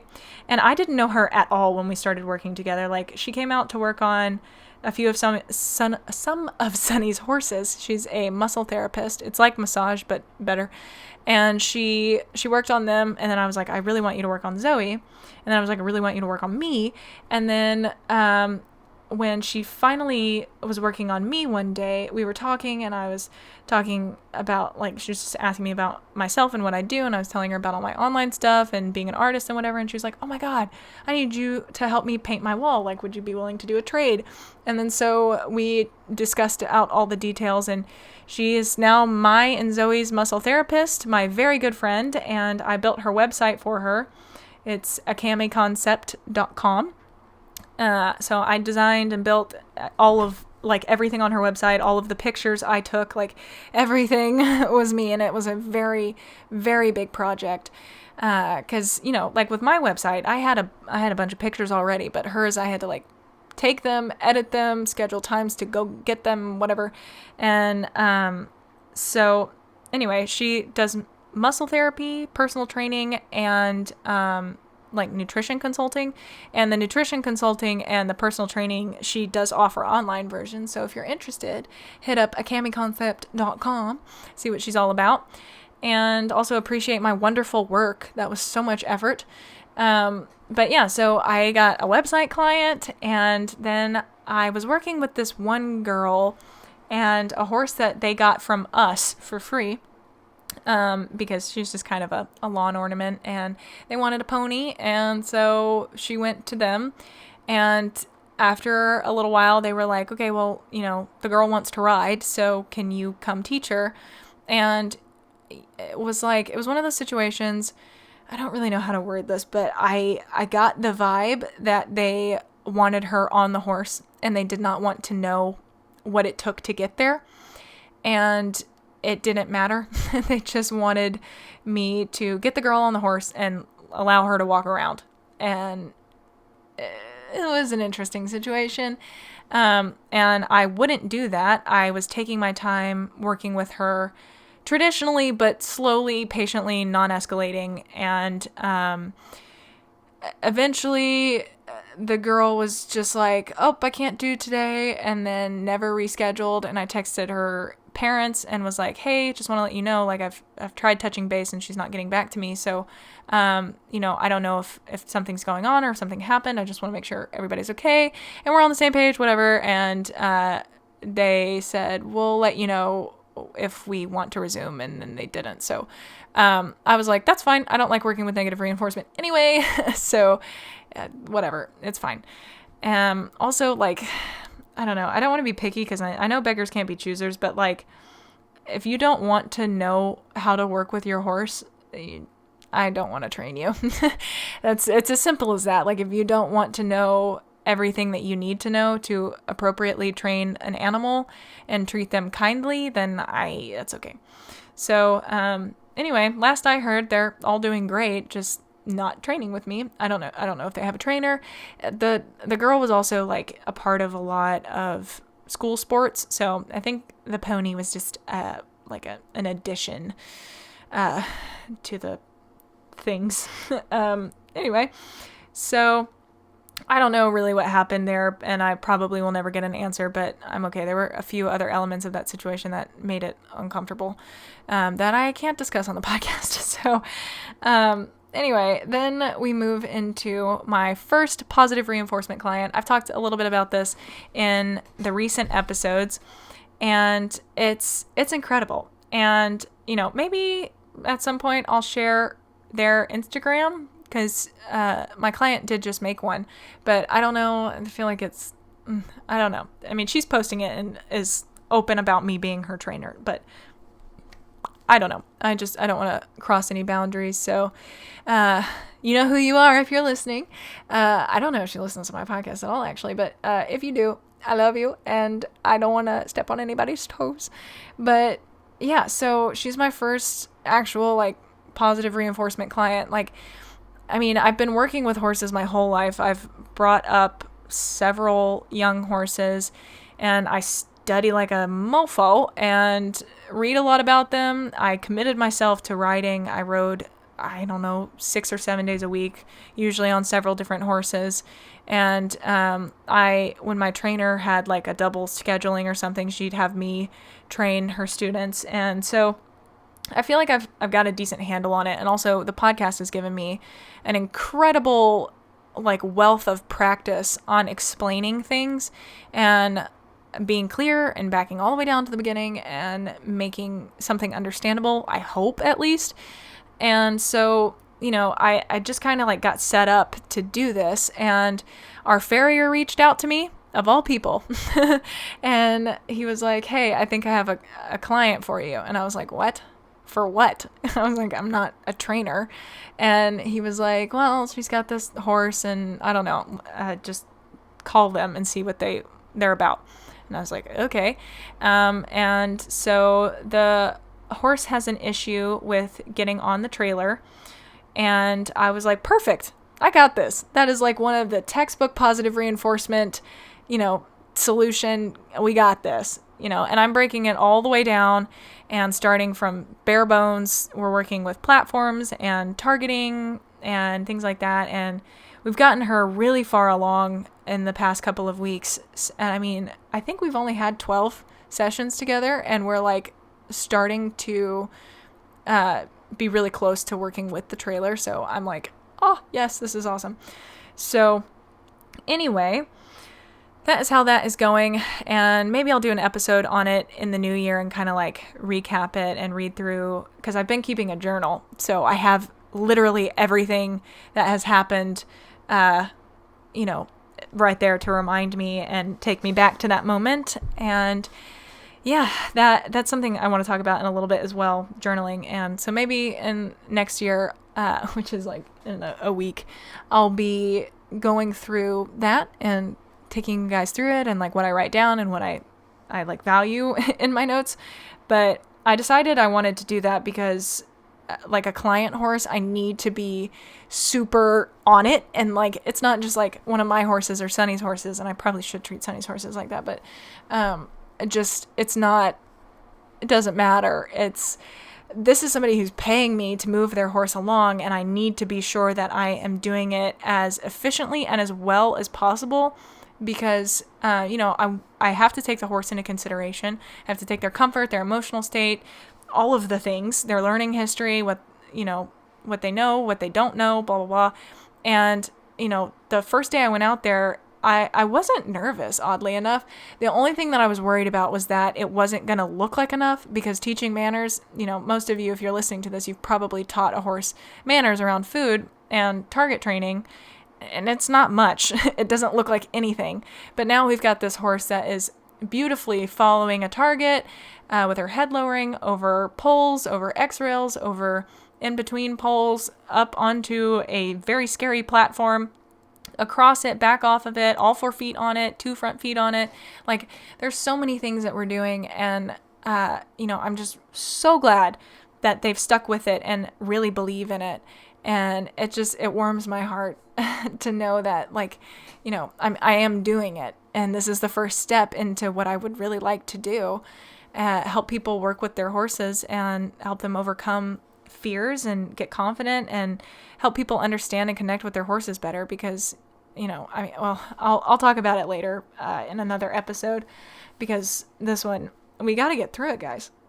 So my biggest accomplishments this year, some of you asked about, I obviously, like, one of the very big ones is what I've just been talking about, is getting an actual client that is paying me to train their horse to do something. Like, I'm a trainer, and it's just crazy. I really never thought that I would be a horse trainer, oddly enough. I thought that I would be competitive and maybe get to the upper levels, and, it was always my dream to train horses, but I didn't think it would ever happen, and even though it's only one, I'm doing it, I don't need to degrade it at all. It's one. I'm doing it. That is the definition. I am a horse trainer. It's not horses trainer. And, we've got everybody else on the farm as well. And speaking of which, that's probably another one of my biggest accomplishments, was Azula, because she was 5 months old and completely untouched. No human had ever laid hands on her. She had not been wormed. She was scraggly and gross and very fearful of humans initially. And when we got her, I was the first one to really do anything with her because she let me.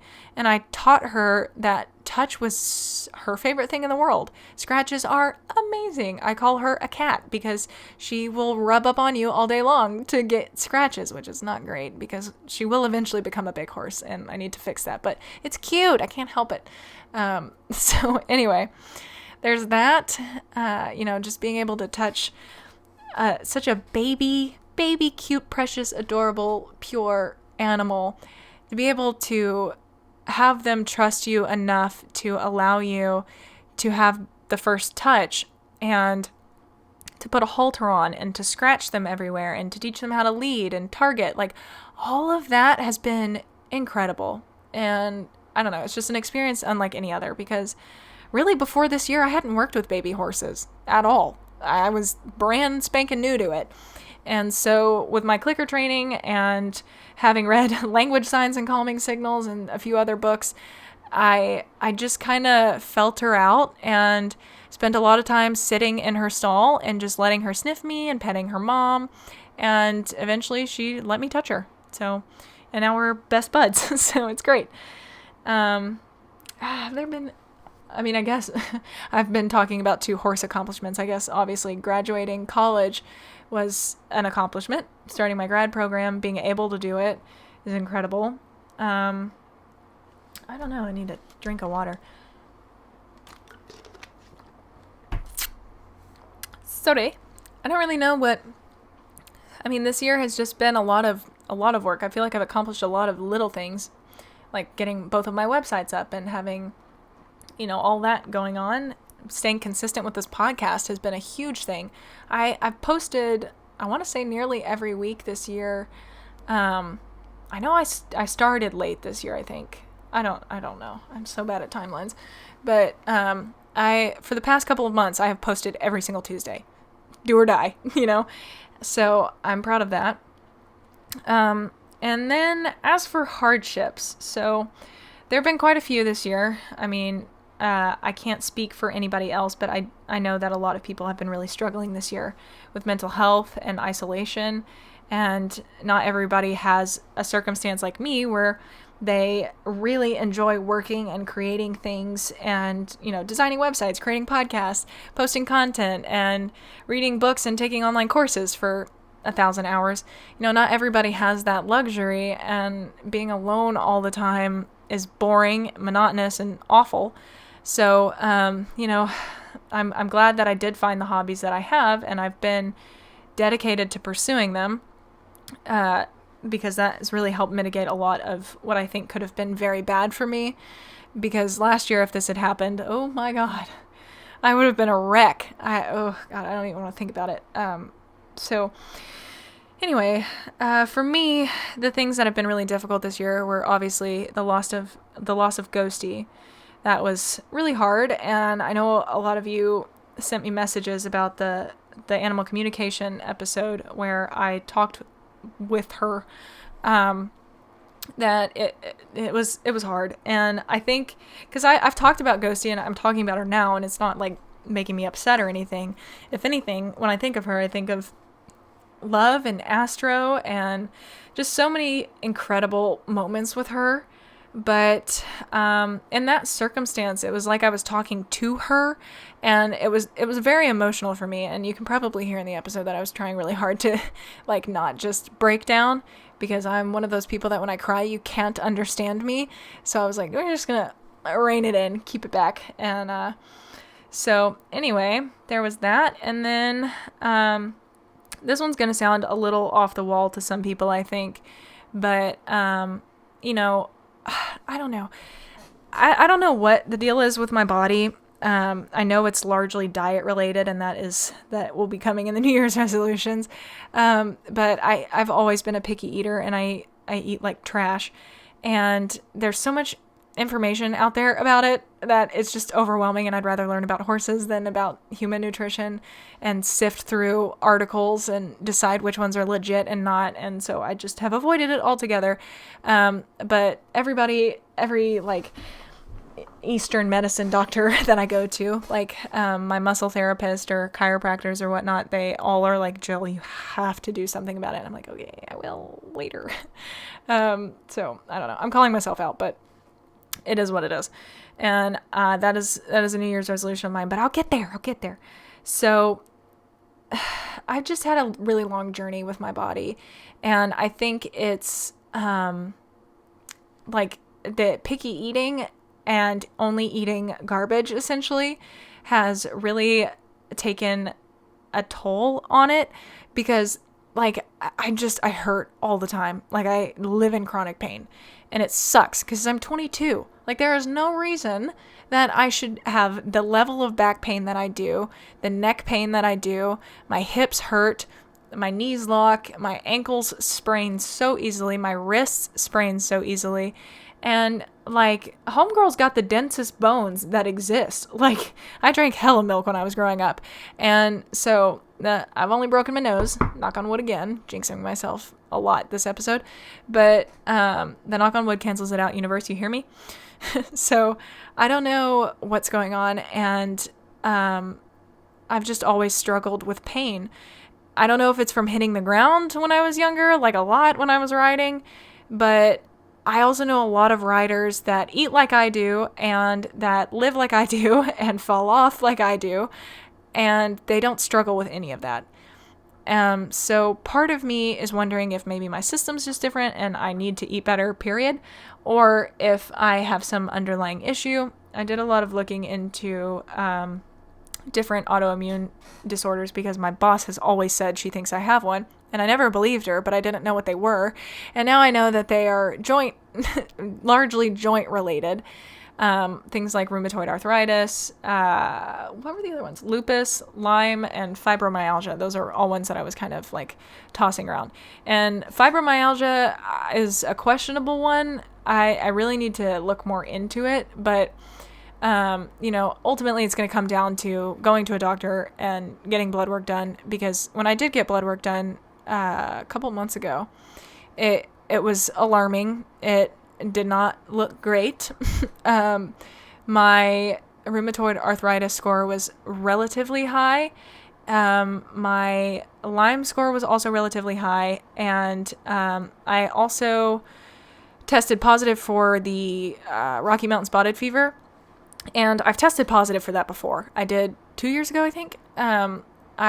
I had mono, and they ran a bunch of weird tests because they couldn't figure out what it was. It turned out to be a weird strain of mono, but in doing so, they found out that I was testing positive for Rocky Mountain spotted fever, and they gave me some antibiotics, and they were like, okay, well, good, off to you.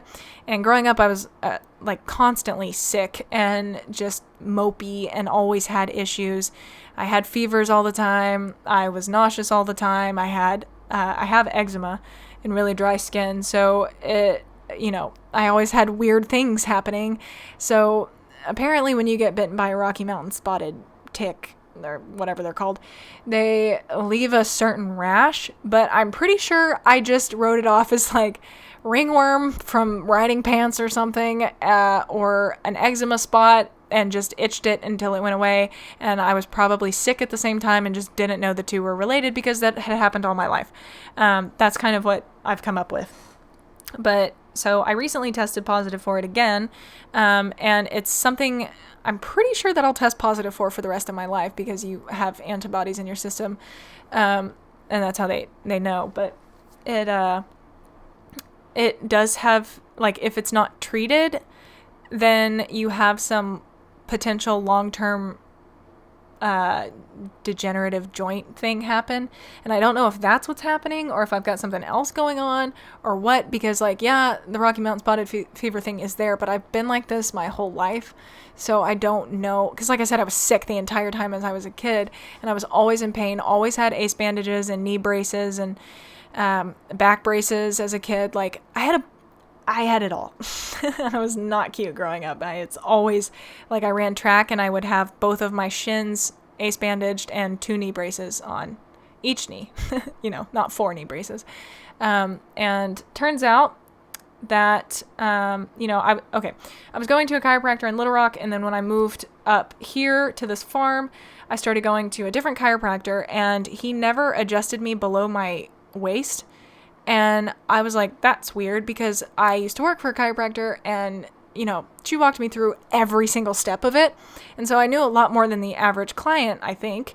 And so I always found that weird, because, I come from the world where the saying, no foot, no horse, is a huge saying. And so it would stand to reason, no foot, as a human, if your feet are bad, then it's going to jack up your legs, and then your hips, and your spine, and then your neck. And so he would always adjust my neck and back, but it was always like the same thing. He always did the same exact adjustments and never checked anything. And he would talk over me the whole time, and it was just a mess. And I hated going to him. But our insurance is an interesting thing in and of itself. So he was the only one that accepted my insurance in the areas. And I was like, okay.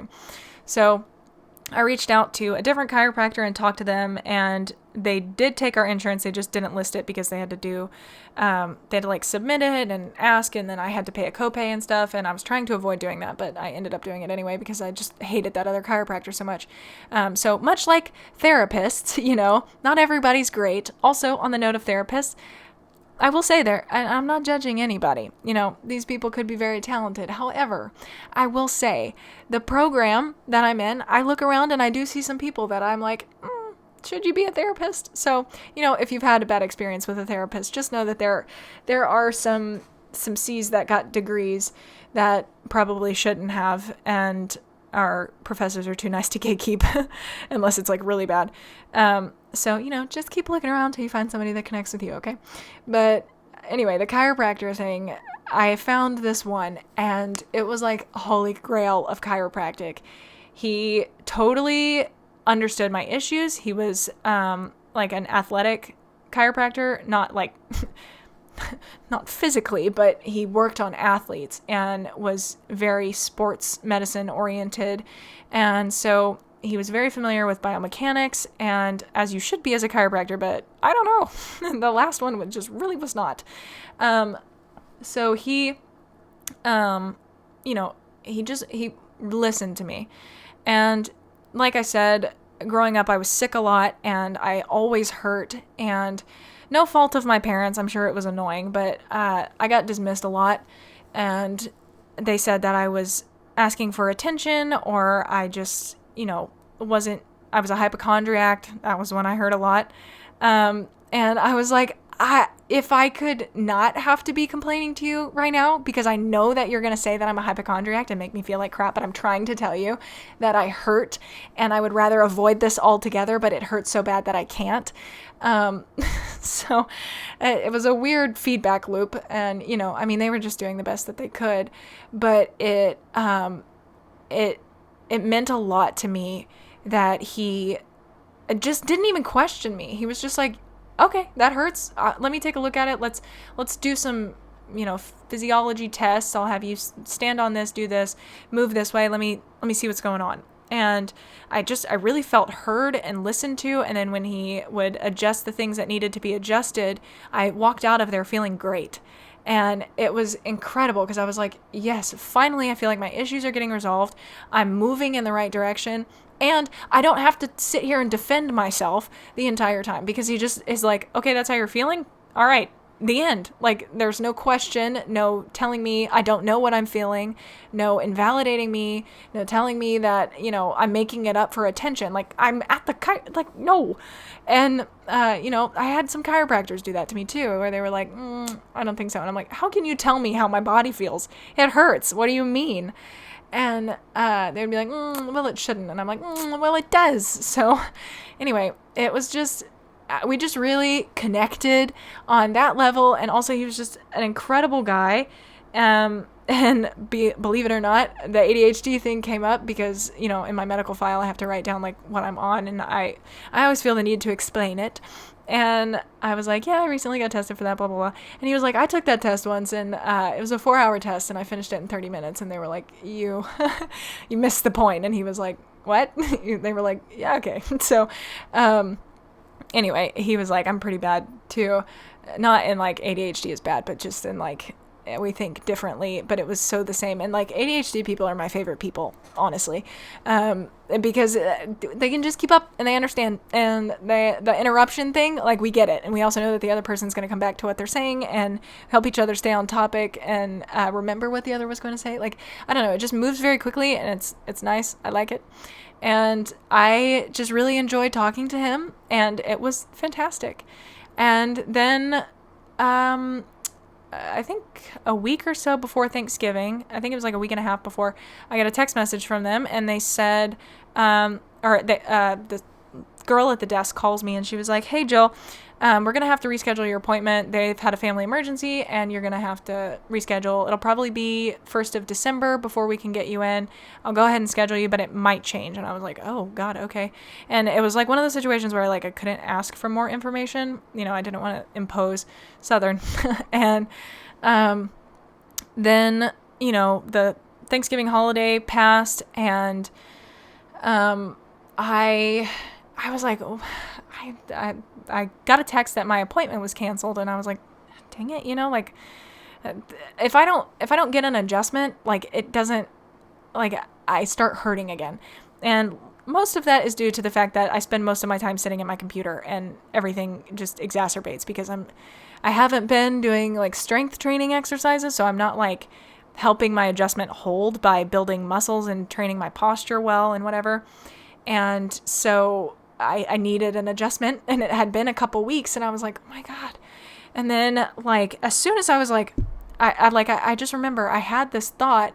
I was walking to my bathroom actually, and I was like, I wonder what's going on. I really need to go in, but I haven't heard anything.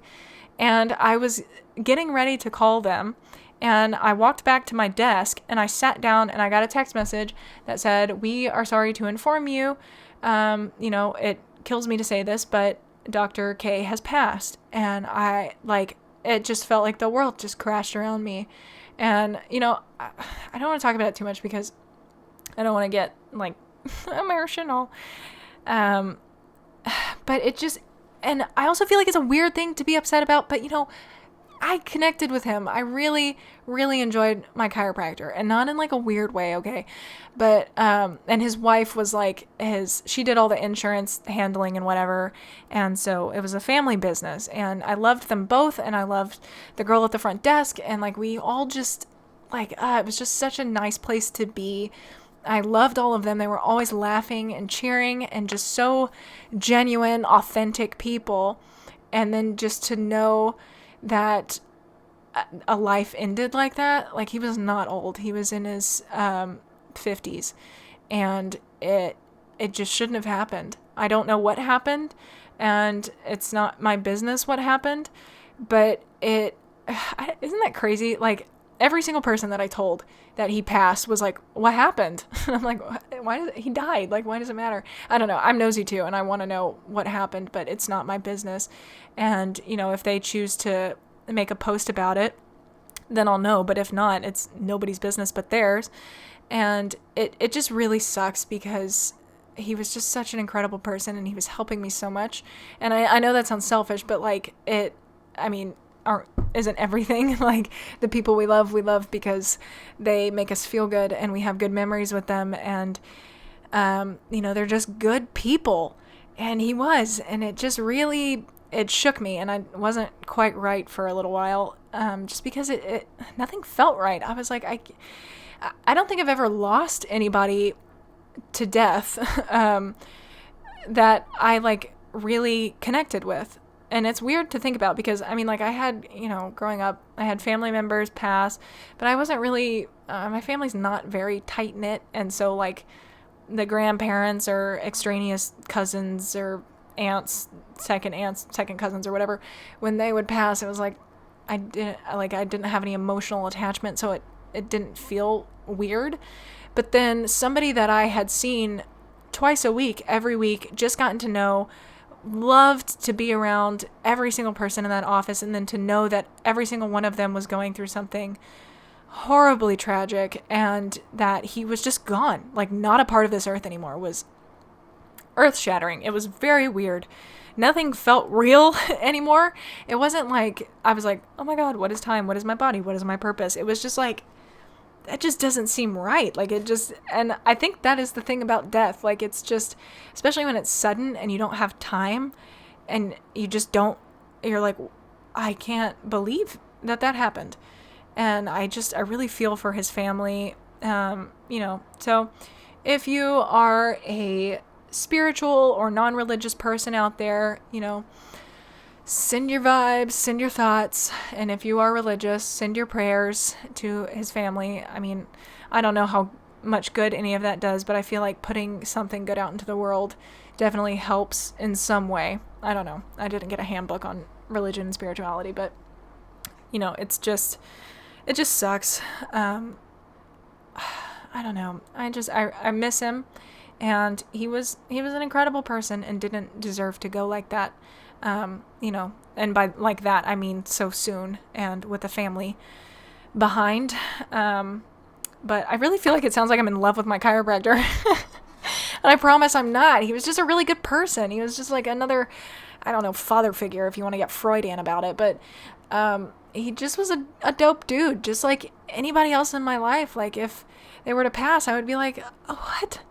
That can't be. Like, I don't know. It hurt, and it still does. I mean, I'm sure you can hear it in my voice. I've got a knot in my throat.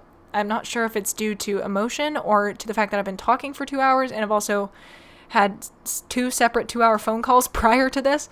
But I am losing my voice, so I'm gonna move through the rest of this here. But yeah, I hadn't talked about it before because there was never really a place in any of the previous episodes when it happened. But even though it felt like I was, being disloyal, I did find another chiropractor and things are going well and I'm getting treated again and developing a dietary and exercise program that will hopefully help me feel better because I'm so tired of feeling like ass all the time. But yeah, it was just really unfortunate that I don't get to see where that journey could have gone with, Dr. K. He was awesome. He was so cool. And now it's ended too soon, but I don't know. I am grateful for what he was able to give me, and hopefully, I provided a little light in the day because we always joked around and everything. So I don't know. I hope he is at peace. So I don't know. Anyway, on to the horses.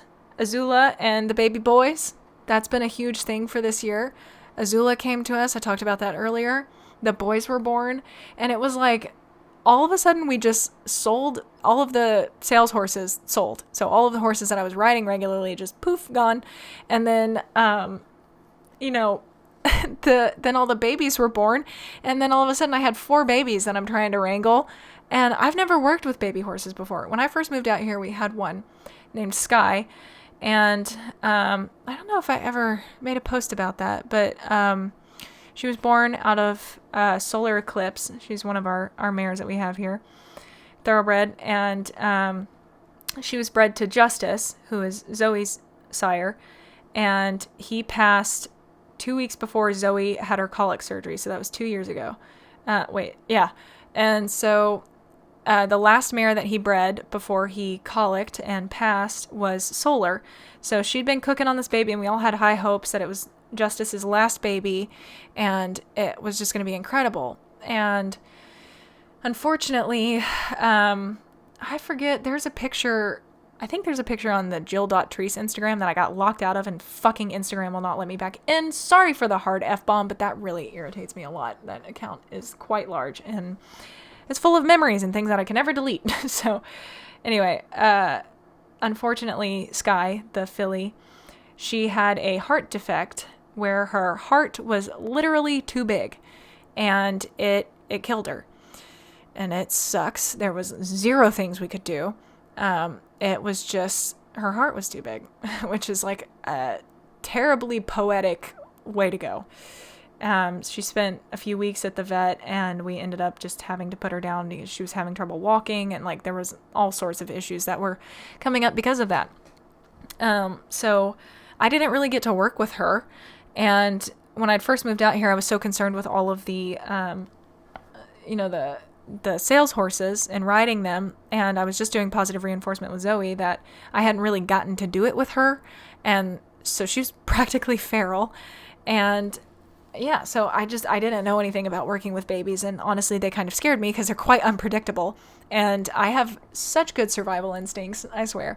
If anything is unfamiliar, my body's like, I don't know about that, chief, and so I have to get familiar with things before I'm comfortable. But isn't that just the purpose of anxiety? To make you wary of that which you do not know and could potentially be dangerous. And then when you know it's not, then you're okay with it. Anxiety gone. That is the purpose.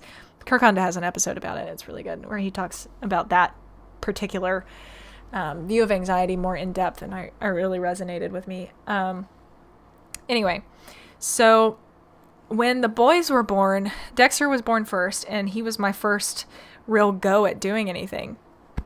And so was Astro.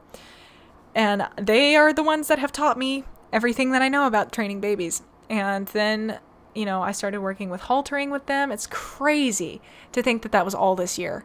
Like, oh God, that's so long ago. But, I worked with them and taught them to halter and lead, and they're just the biggest, most wonderful bundles of joy. They have never known pain or punishment and are semi well behaved. They're still stud colts, but they like to play, and they just don't know anything bad can happen to them, and I hope that they get to stay that way forever. I hope that we provide them an environment where there is never a need to be afraid. I know it's unrealistic, but I want that for them. I can imagine if I ever have children, it will be the same way, though. Me having children is unlikely. We'll see. I don't know. I don't think so. Outlook not great at the moment. Don't have partner, not going well. We'll see. I don't know. But anyway, and then Azula is the same. I mean, she came to us, and thankfully the boys had given me enough skills to think about how to work with her. And I'd worked with Zoe and Mac and a bunch of different horses on things like haltering, so that came really easily with her. And there's a video on my YouTube channel, if you haven't seen it, about how I did that. It was really cool. I enjoyed it. And then, so we also had Sterling, our little Appaloosa colt. He halters quite well and leads, and is a very good little boy. He's turning white now, though. I kind of wanted him to stay a little hill doggo boy, little chestnut Appaloosa thing, but now he's turning white. I don't know if it's gonna last. I'm pretty sure it will, but it could just be his winter coat. But I'm pretty sure he's gonna be white. Anyway, so yeah, the other things that happened this year were Zoe got diagnosed with kissing spine.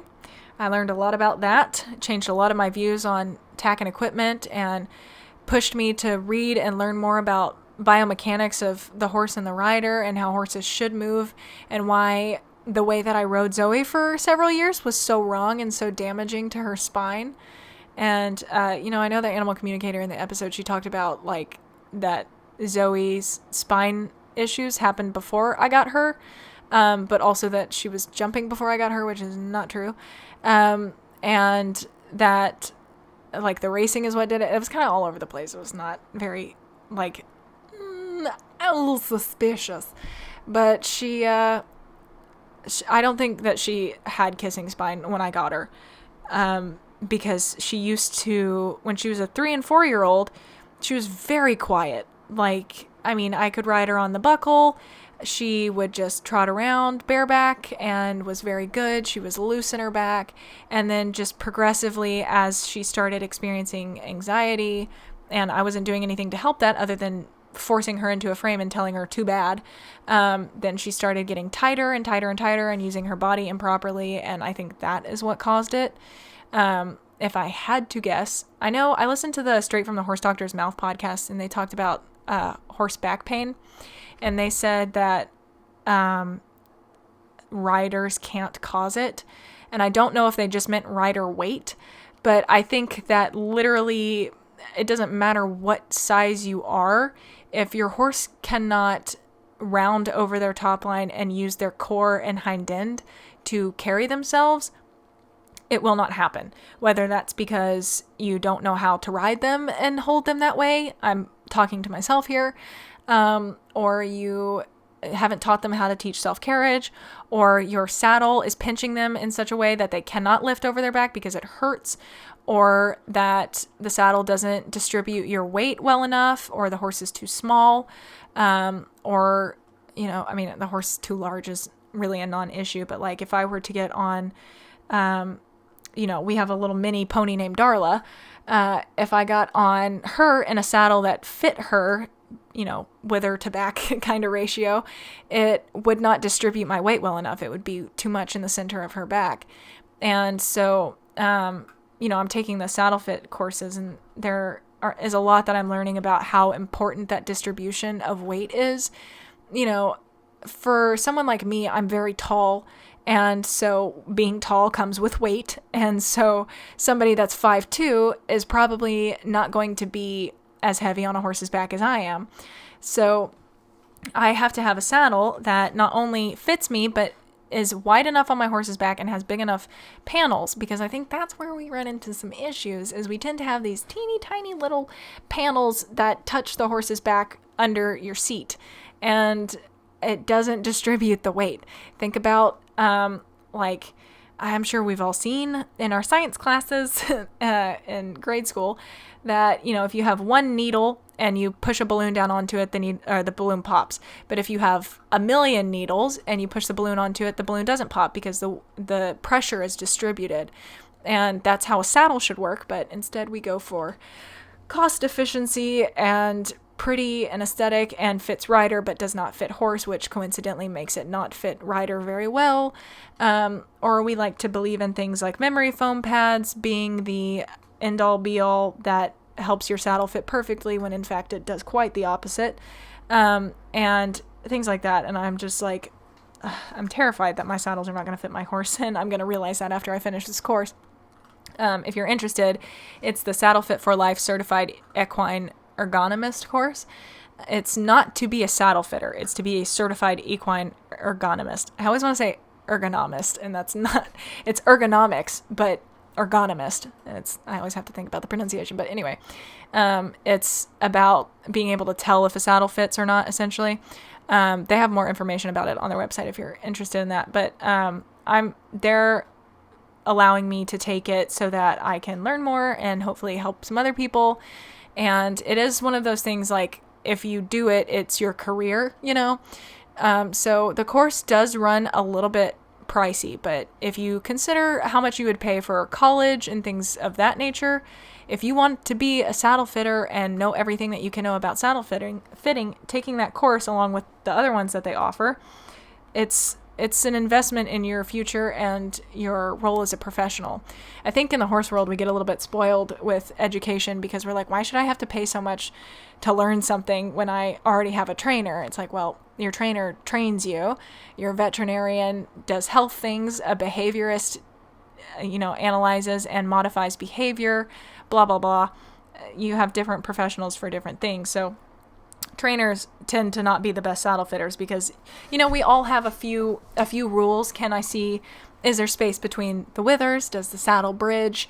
Is it rocking? Is it making full contact on the whole panel? Those are basic things that I know, but I don't know about actual saddle fitting, So anyway, that's my spiel on that. I think the course is absolutely worth it, and it's going very well for me at the moment.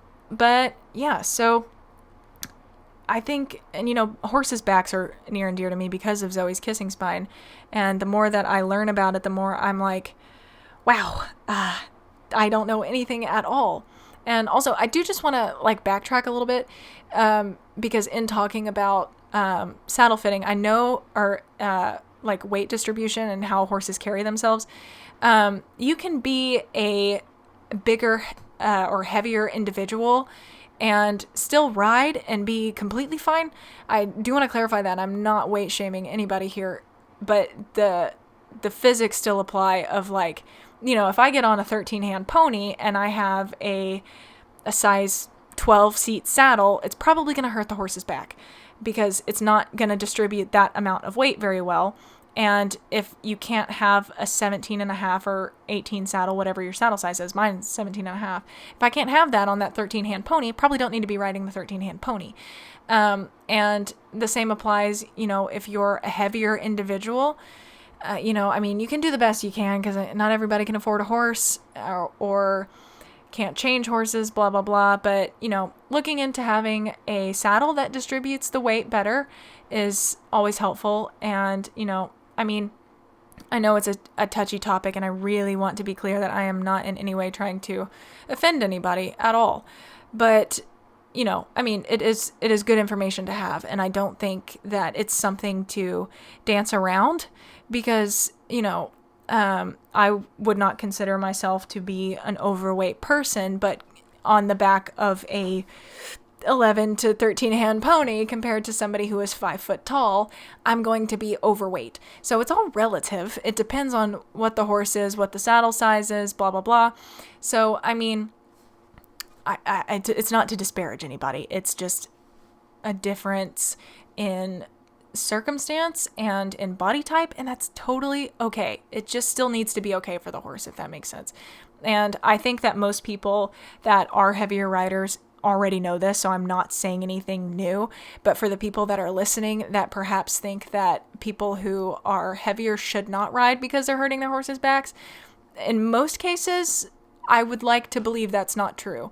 Because if you have a horse that is big enough to hold a saddle that distributes the weight, or is strong enough, or has a wide enough back, or has a, just is able to have a piece of equipment that makes it so that they don't have their backs hurting, then it's okay. I don't know why people get so mad about it, because as long as the horse is not suffering and is happy doing what they're doing, I think it's okay. Just like anything else, every other rule that I have about my values with horses, if the horse is not suffering, the horse is enjoying it and understands what's being asked, it's fine. So I don't know. I really want to clarify that I'm not in any way trying to come off that way, and that if you're listening to this and you're like, okay, whatever, Jill, PC, it's a bad thing, then to you I say you are not well read. And there's that. So anyway, in line with the clinic situation, come here, Zuko. Stop with the couch. You just don't need to scratch the couch. He says, yes, I do. You're wrong. But anyway, so I'm taking Saddle Fit for Life's online course, and the Certified Equine Ergonomist got it that time. I'm taking their online course. I am also enrolled in, I'm taking the Center of Excellence's course. They have 2 horse courses. There's one on horse behavior and management, and then one on equine psychology or horse psychology. I don't remember what it's called. But you get a diploma at the end of them, and I think they're having a sale right now. This is not a promo. If you want, I got them on Black Friday weekend because they were like $30 for each course, and they have certifications everywhere pretty much, except I think the US. So, but it's not really about the certification for me. It's about learning, which is crazy. Why would you learn anything if you don't get a prize at the end? But it was inexpensive. But they did a buy 2 and get 30% off plus 1 free. So that's what I did. And I got a digital photography course, I think, because I have a Canon Rebel T5i that I usually shoot my photos with, and through just sheer messing around with it, I've learned how to use it, but I don't know what everything means, and it's annoying to me. So I was like, why not just take a course and learn how to do all of the things anyway? So be prepared for some better pictures coming up soon. So I'm enrolled in those 4 courses, and I believe I will be taking in the new year, Sandra Pompama's course, Hippologic. I know some of you that listen have taken her courses, which is incredible. I love Sandra. I talked to her for a while, and she's just a phenomenal human. And so I think I'm going to be taking her course at the start of the new year. So I've got a lot of work cut out for me. Plus there's that small detail of the master's program, which is going to be interesting, but juggling all that will be interesting. Say it one more time. Interesting? It'll be what? Interesting. But the other things that I did this year, some courses that you guys might be interested in, I took the Fair Horsemanship. She has a webinar video. I want to say it's like $25 US, 25 to 28, somewhere in there. It's under $30 for 58 minutes of like pure science on separation anxiety. I really enjoyed that course, and I took hella notes from it, and it's worth it for $30. I mean, you get an hour of pure education. So I thought it was great, and I recommend it. And she also just put up her positive reinforcement, or intro to positive reinforcement writing one, which I took earlier this year, actually. I was there when she did the live one. So if you want to purchase and watch that one, it is available. And she's got another one coming. I forgot what it's called. I think it's on Stereotypies. Actually, I'm pretty sure it is. So there are those things. And I also finally finished Mosey Truitt, who is Little Pistol Annie, and had a podcast on here called In the Spirit of Horse.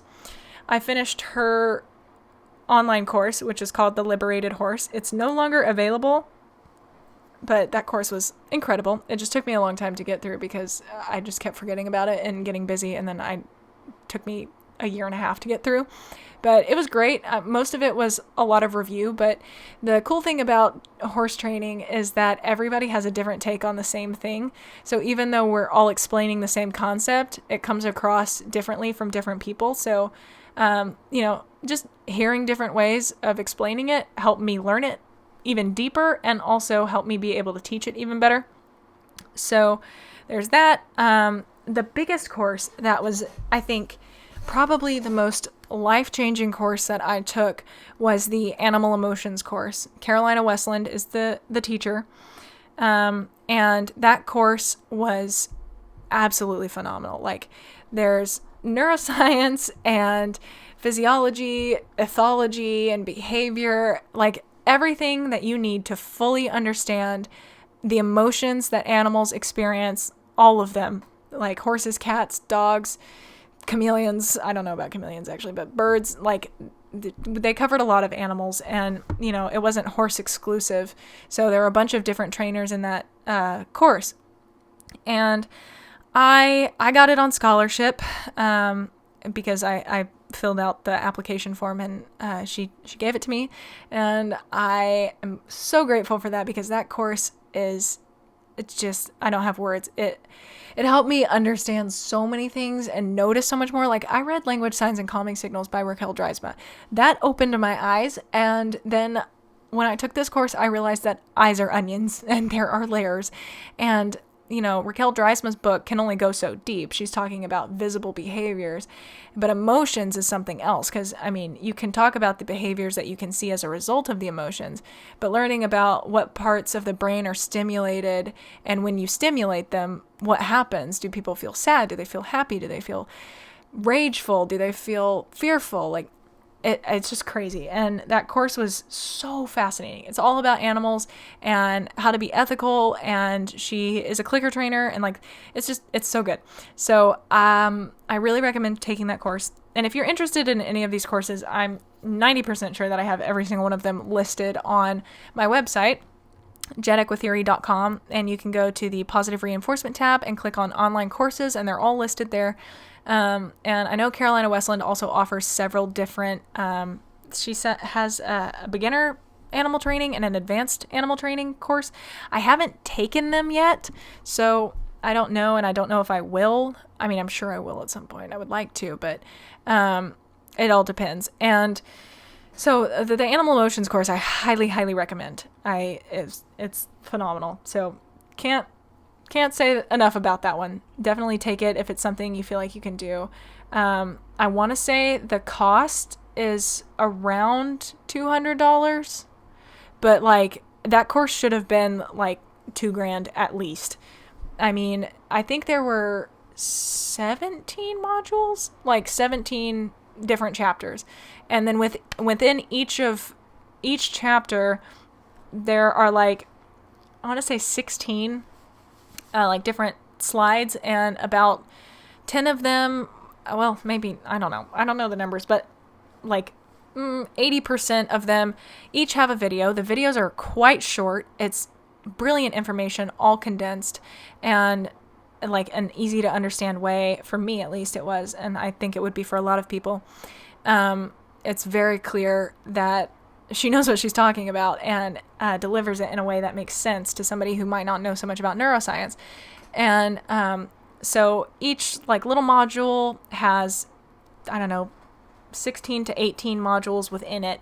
And then each of those has a video and then a paragraph description and often several links and then a comment section where everybody like writes a bunch of comments. She often has prompts and stuff.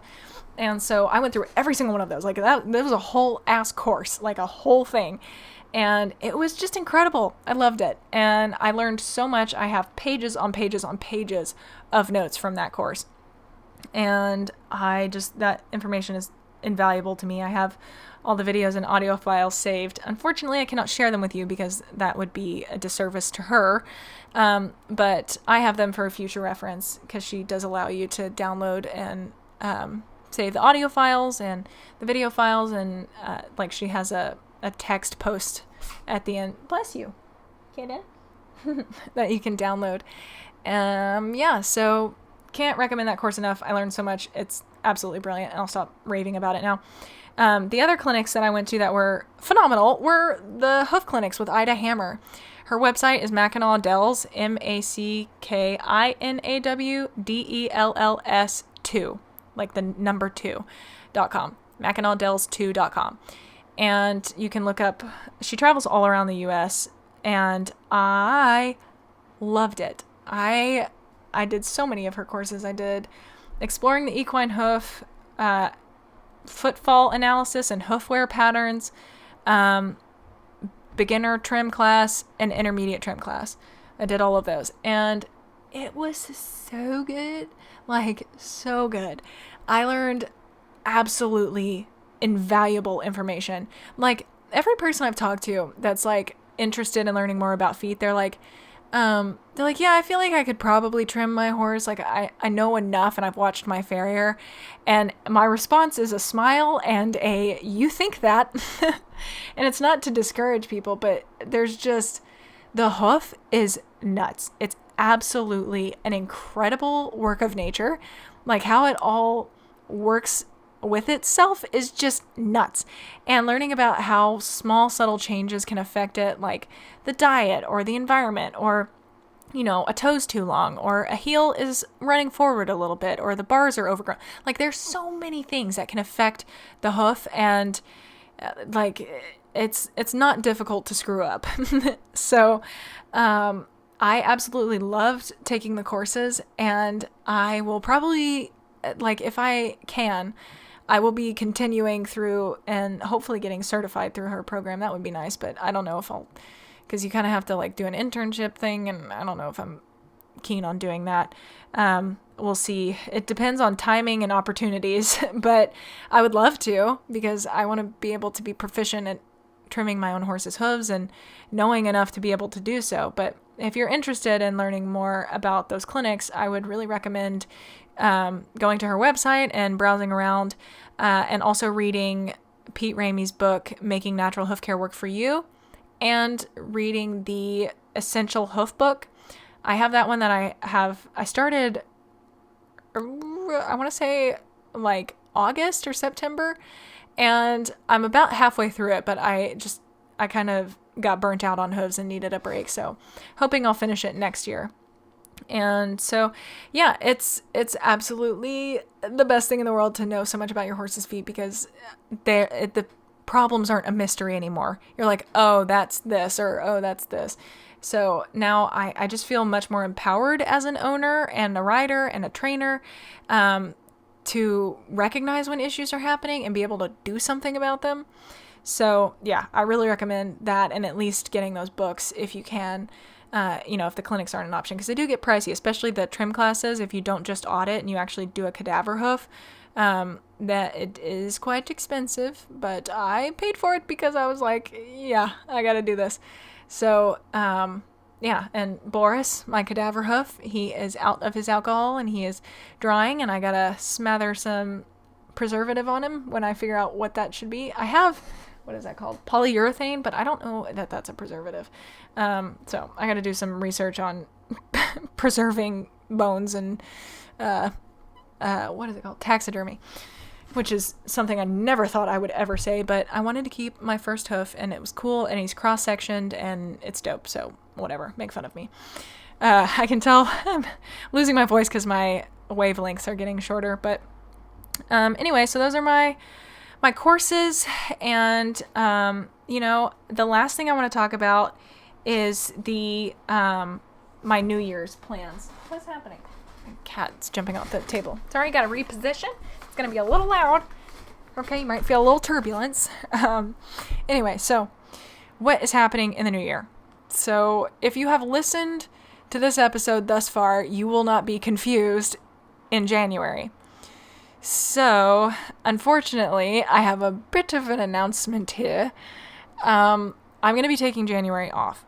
So, before you get upset at me, know that I'm doing it as a preventative, because I can tell over the past couple of weeks, every time I need to record the episode and I know what I want to record and I'm excited to talk about it, I start dreading it and I don't want to do it.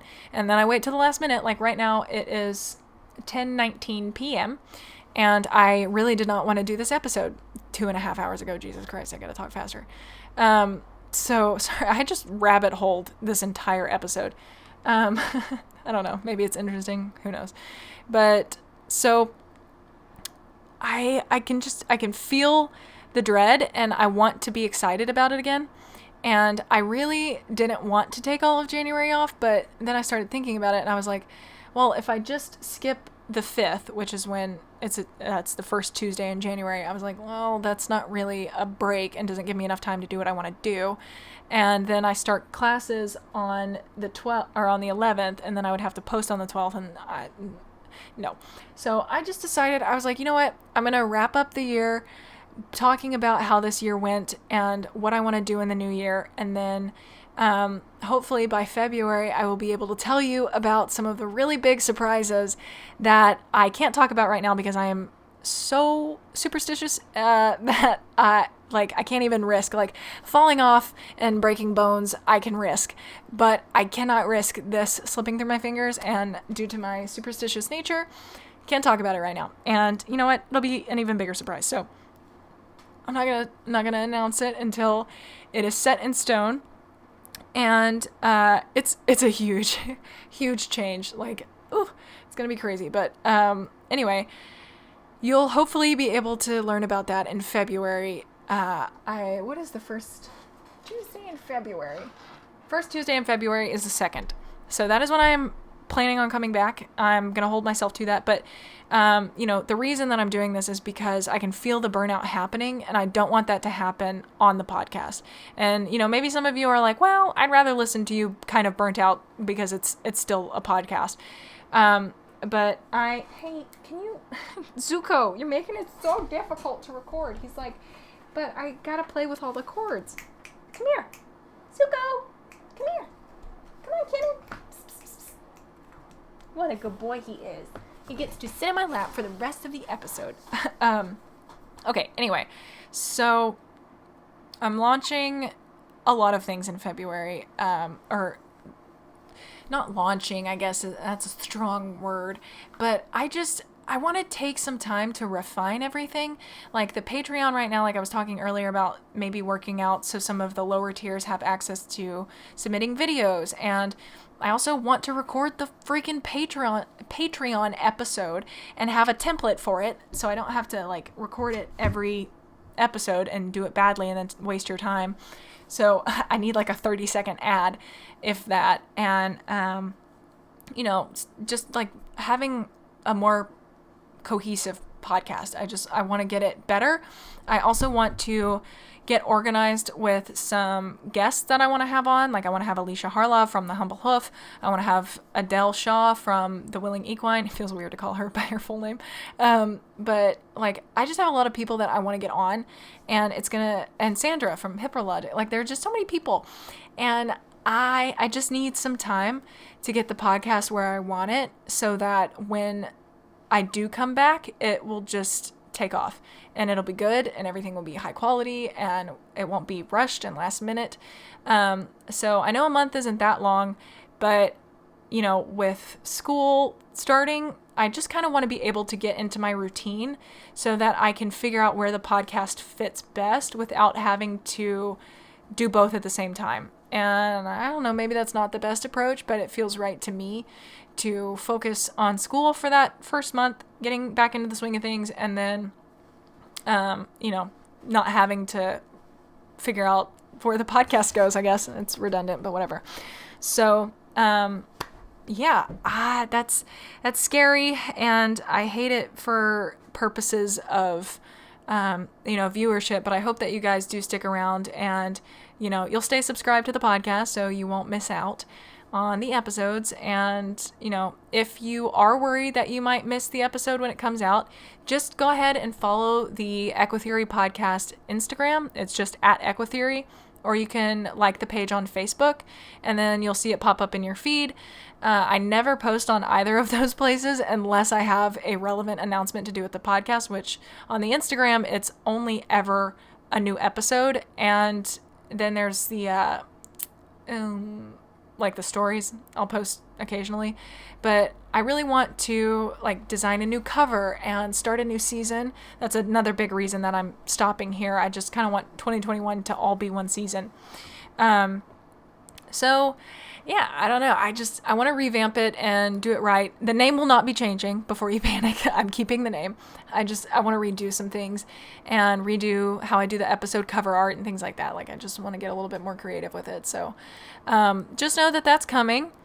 And yeah, so the last thing that I want to talk about here is my New Year's goals. New Year's Eve's coming up. If you're listening to this, it might currently be New Year's Eve, or it might be, New Year's Day or thereafter. You might be in the new year, but I will be spending New Year's by myself with my cats, and my dog will actually be here because my parents are going out of town and I have to keep Miss Mila. So it'll just be a couple of days and then she'll go back to them. Oh, that's interesting. But anyway, she gets to hang out with me and stay in my house with me. But yeah. Oh, sorry, while I jumped up on the counter, it distracted me. So that's how I'll be spending my New Year's. Thank you, COVID, for that. My buddy, who's an hour away from me, will be doing family things, and I can't bring my dog. And my family will not be here, so that is why I have my dog. And then my boss will be birthing her Irish Wolfhound puppies, so I will not be there either. So, just gonna hang out with my cats and have a chill evening and try not to cry about the start of my year kicking off like that. I can see it happening, and I'm trying really hard to positive psychology myself into otherwise.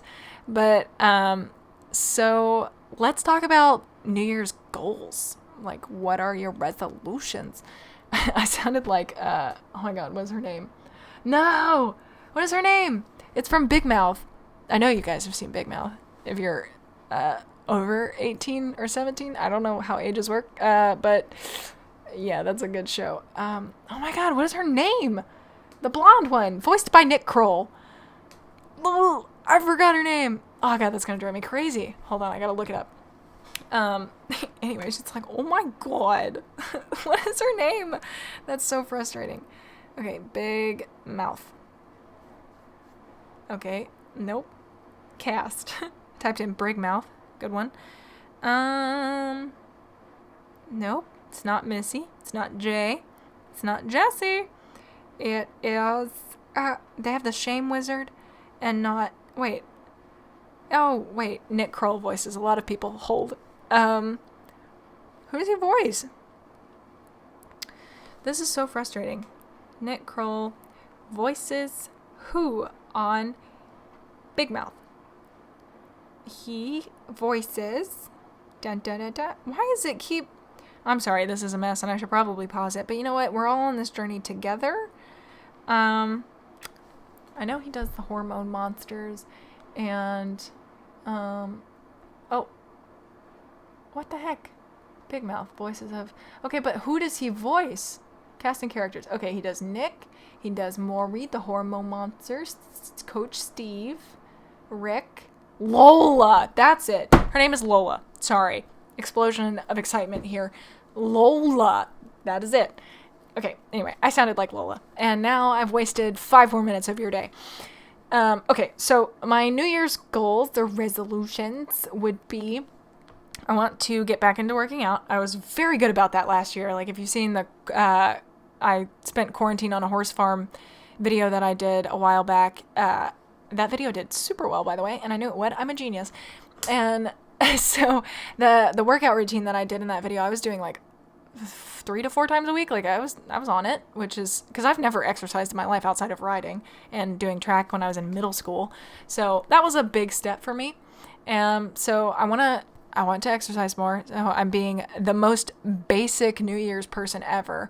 But I would like to believe I'm a little bit more committed, which might be optimistic, but I would like to exercise and start, moving more. I got a Fitbit for Christmas, because I wanted to be able to monitor my heart rate because I don't even know what to characterize that as.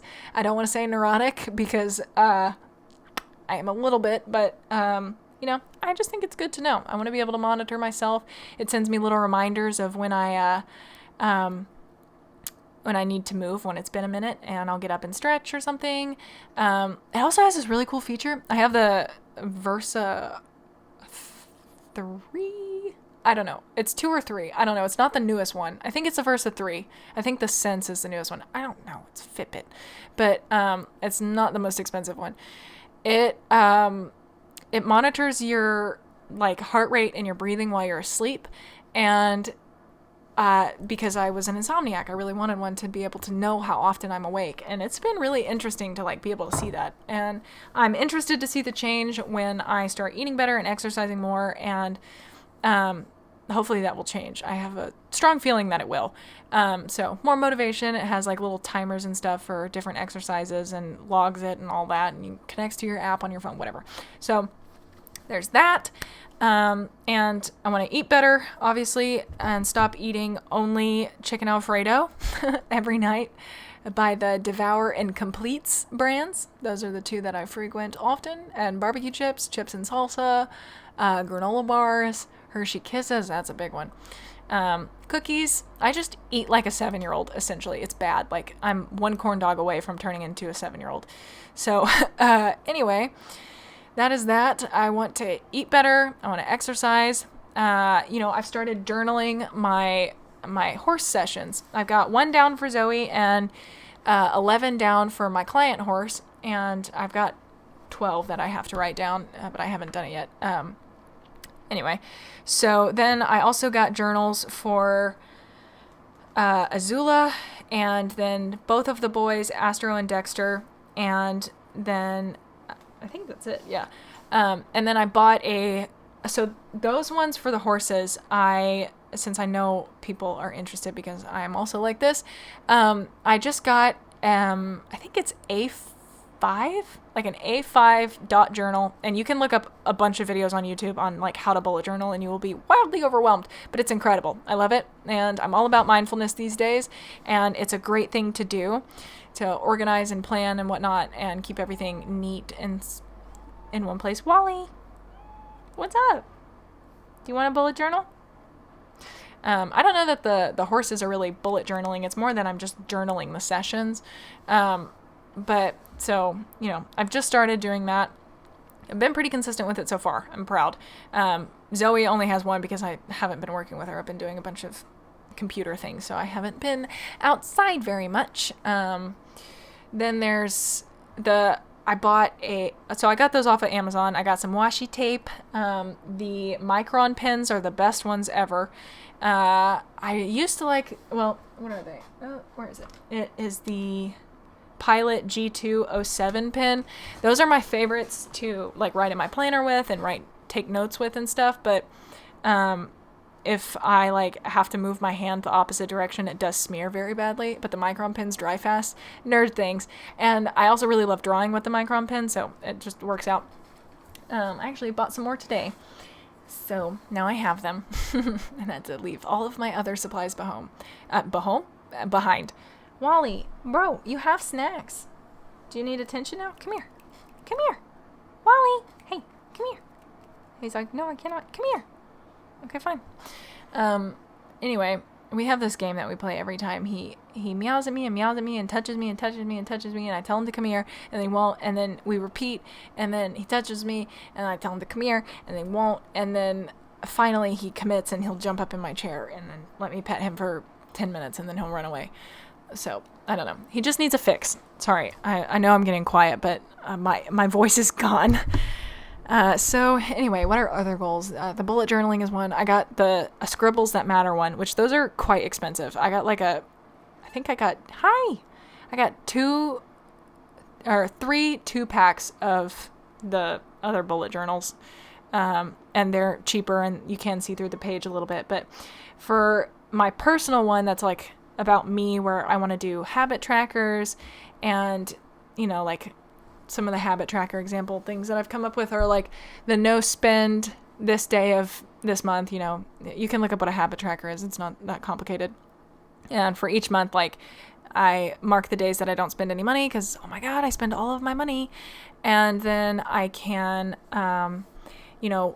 make sure I'm getting adequate water intake. And it's just a little incentive to do the things. And, like I have a hard time wearing my retainer at night, or going to bed at night instead of staying up until 2 a.m. Like, I really want to start going to bed at 10 and waking up at 6.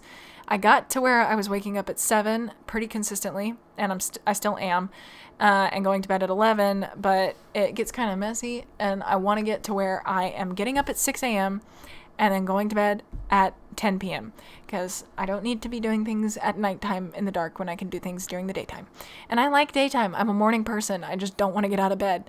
I love the mornings. I chat all day long, and it used to drive my parents insane when we would go to horse shows because we'd have to get up at like 4 a.m. and, we load everything in the car and are on our way to the barn, and I am just doing exactly what I'm doing right now and just talk. And they were like, Jill, please.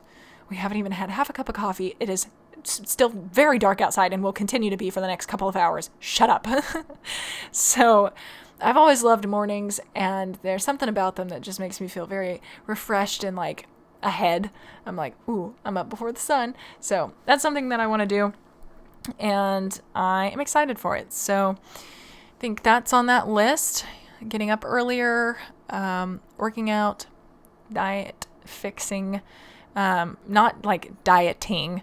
If anything, I am underweight right now because I just work all day long and food is very far away and I don't feel like using dishes, and then I just don't. And then it's, 2 p.m. and I haven't eaten yet today. And then I just like binge on snacks and granola bars. And then probably around 5 or 6 p.m. I'll eat some chicken Alfredo. Like it's awful. So I want to get that under control really bad, not in the dieting sense, but improving my nutritional quality of my food intake, if you will.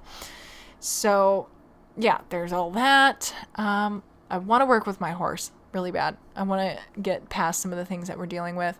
I also want to... Our vet has this thing where you, like, attach this little sensor between their ears, like, it's like a little head thing, like a cap, but it has a little box sensor that sits on their pole, and then he has one that goes on, I think, on their croup and then hips and then around one ankle, and it's a motion activity sensor thing, and only vets can have it for some reason. I don't know why, but it detects lameness and other issues, and I really want him to do that, and also to re-x-ray her back, because since changing fields, her back has changed a lot. Like, it's gotten a lot stronger, because now she has a hill in her field and all that, so her conformation has totally changed, and I want to make a post about that soon. But, well, not conformation, but like her back was very bony, and now it is quite healthy. So, anyway... I just want to have our vet do that and x-ray her, and this is a different vet than the one that x-rayed her the first time. That one's a little bit of a cowboy. He tends to just kind of be like, yeah, she got kissing spine, she should probably get surgery. And I'm like, well, what, are there other options? And he's like, ha! And this other one, I mean, he's still a bit of a cowboy, but he is a little bit younger, if you will, and all that entails. So... I don't know. I'm interested. I want to see, but part of me is like terrified. I don't, because that's scary. I really want to feel better in the new year, honestly, like physically. I think I've gotten the mental part pretty much under control, which is odd because I feel like normally it works in reverse, but maybe it won't. I don't know. But I got my mental health under control and my physical health is not keeping up. And if anything, it's bringing me down. So I want to get both of them up on the same level. And, I want to work hard at that and make it a priority because me, myself, and I have not been my priority these past couple of years. So there's that. I want to get on Lexi next year. She'll be a 4-year-old, and I don't really think it'll take that long. I don't know. It might. I have no idea. I've never done it before, but I'll be, I want to get to at least sit on her next year. So we'll see.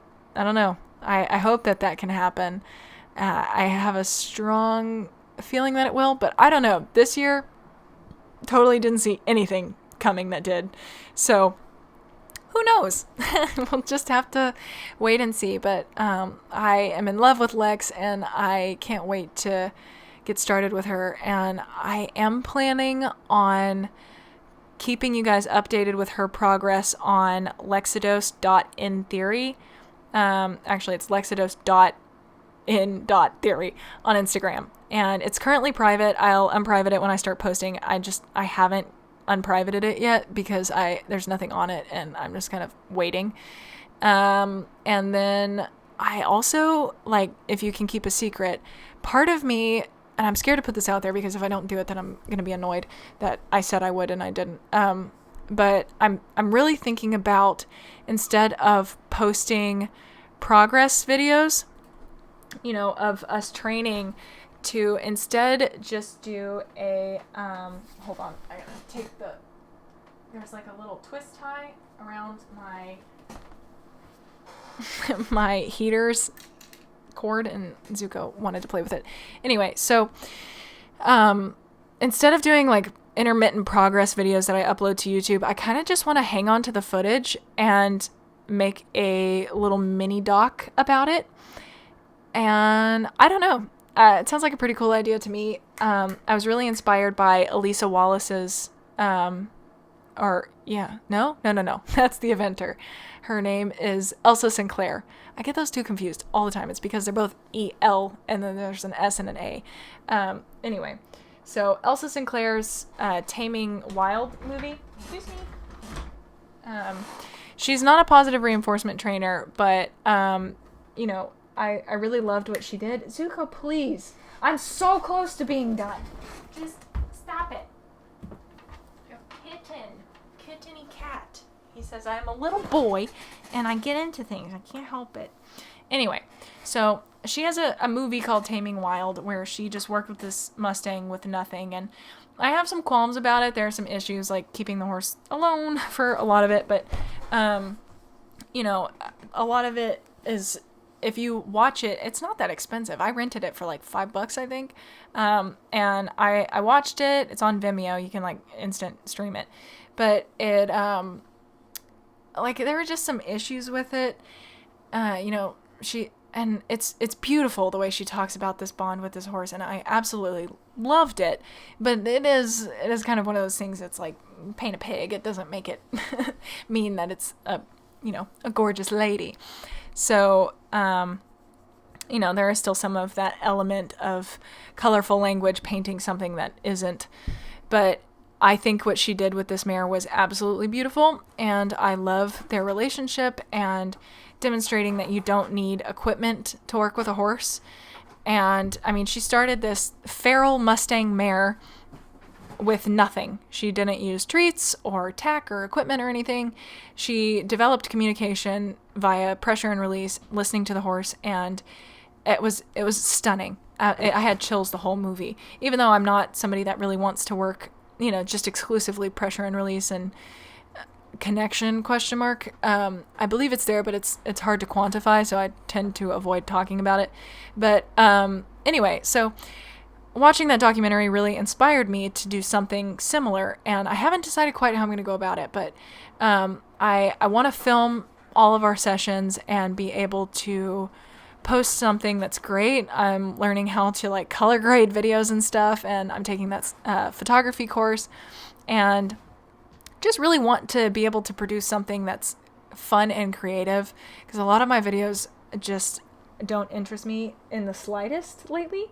So I want to do something new and different and be creative. Like, I was watching my old videos competing Zoe, and while it like hurt to watch the entire time, I do remember being so proud of those videos, making them and editing them, and how much fun it was when, I could edit to music. So but doing like barn vlogs and stuff just sucks the creativity right out of me. It's so monotonous. There is a clear pattern and I hate it. So, when I did the quarantine one, that was a great video because it was different, and I had to get creative to shoot it and edit it, and I loved it. Same with dominance theory. That video sucked because I hate talking videos. So boring to edit. Oh my God. But I refuse to hire anybody else to do it because I am picky and I don't think anybody will do it like I will do it, and it frustrates me. So anyway, can you hear me at all anymore? Voice is like gone. So yeah, I want to do that next year. I don't know. We'll see. I also don't want to put a ton of pressure on myself, but at the same time, I'm like, I do. I want that to happen. So I might as well bring you guys along while I'm doing Lex, and, it would be cool to have those clips if I ever want to do an online course, and I can just like show from start to finish a horse that I brought up. But still make a documentary that I can put out, but that's not a how-to, I don't know. That's an idea that I've been tossing around with the past 30 seconds because I literally just thought about doing that. Anyway, and, I've got some video ideas that I want to see if I can put into practice this year. It's really just going to be a matter of time.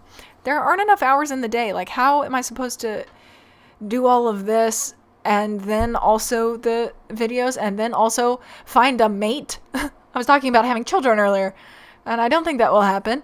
But I also, I would like to have the option, and I would have to have a partner to do that for me. I don't want to raise a child by myself. No, thank you. That seems very difficult. But anyway, so those are some of my goals. I mean, I want to eat better. I want to feel better. I want to work out and, really engage in life and be creative with my horses and with my photography, my film, my drawing, and also my master's program, which always seems to come at the end of my list. I don't know what that says, but, it almost feels like I have competing passions, and I love psychology and I love the master's program.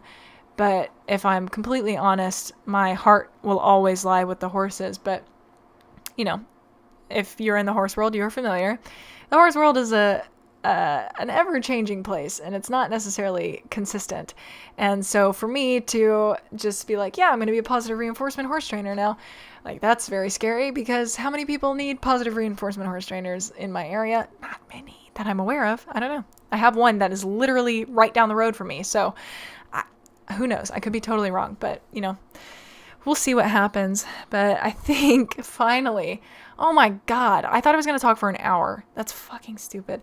Sorry, guys. But I think that is going to finally wrap up this episode, our 2020 wrap up. It's the end of the year.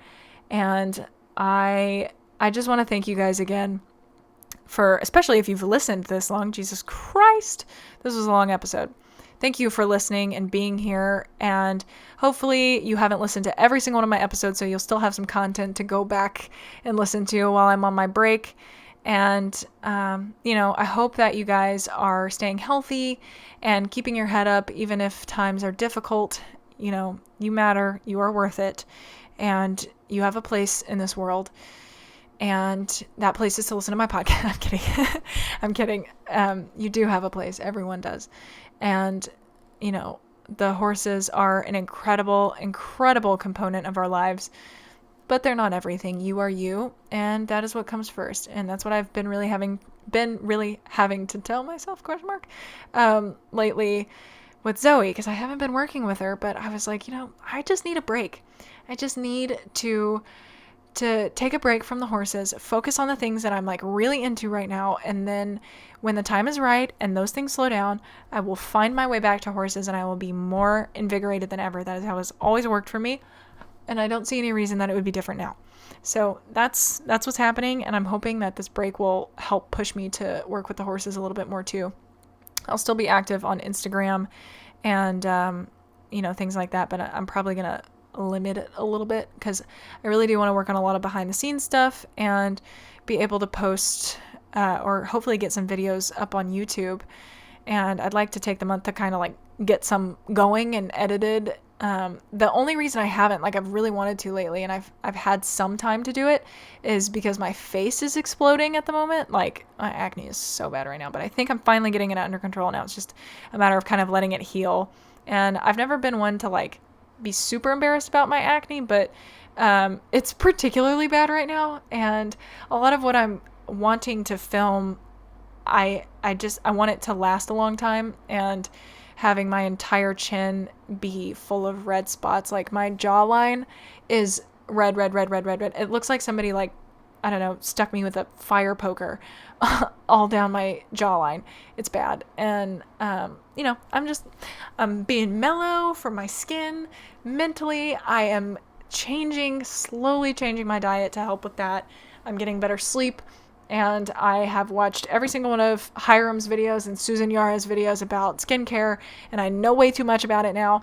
And now I'm like, okay, I've got it under control. I have my routine, and now it's just a matter of being consistent and waiting. So, anyway, that is another topic that is, but yeah, so, we all deserve the time to take care of ourselves and spend time doing things we enjoy. It's really easy to get caught up in the minutia.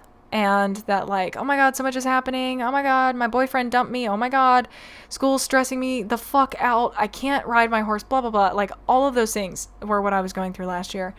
And I had my head buried so deep in it that I couldn't take a breath.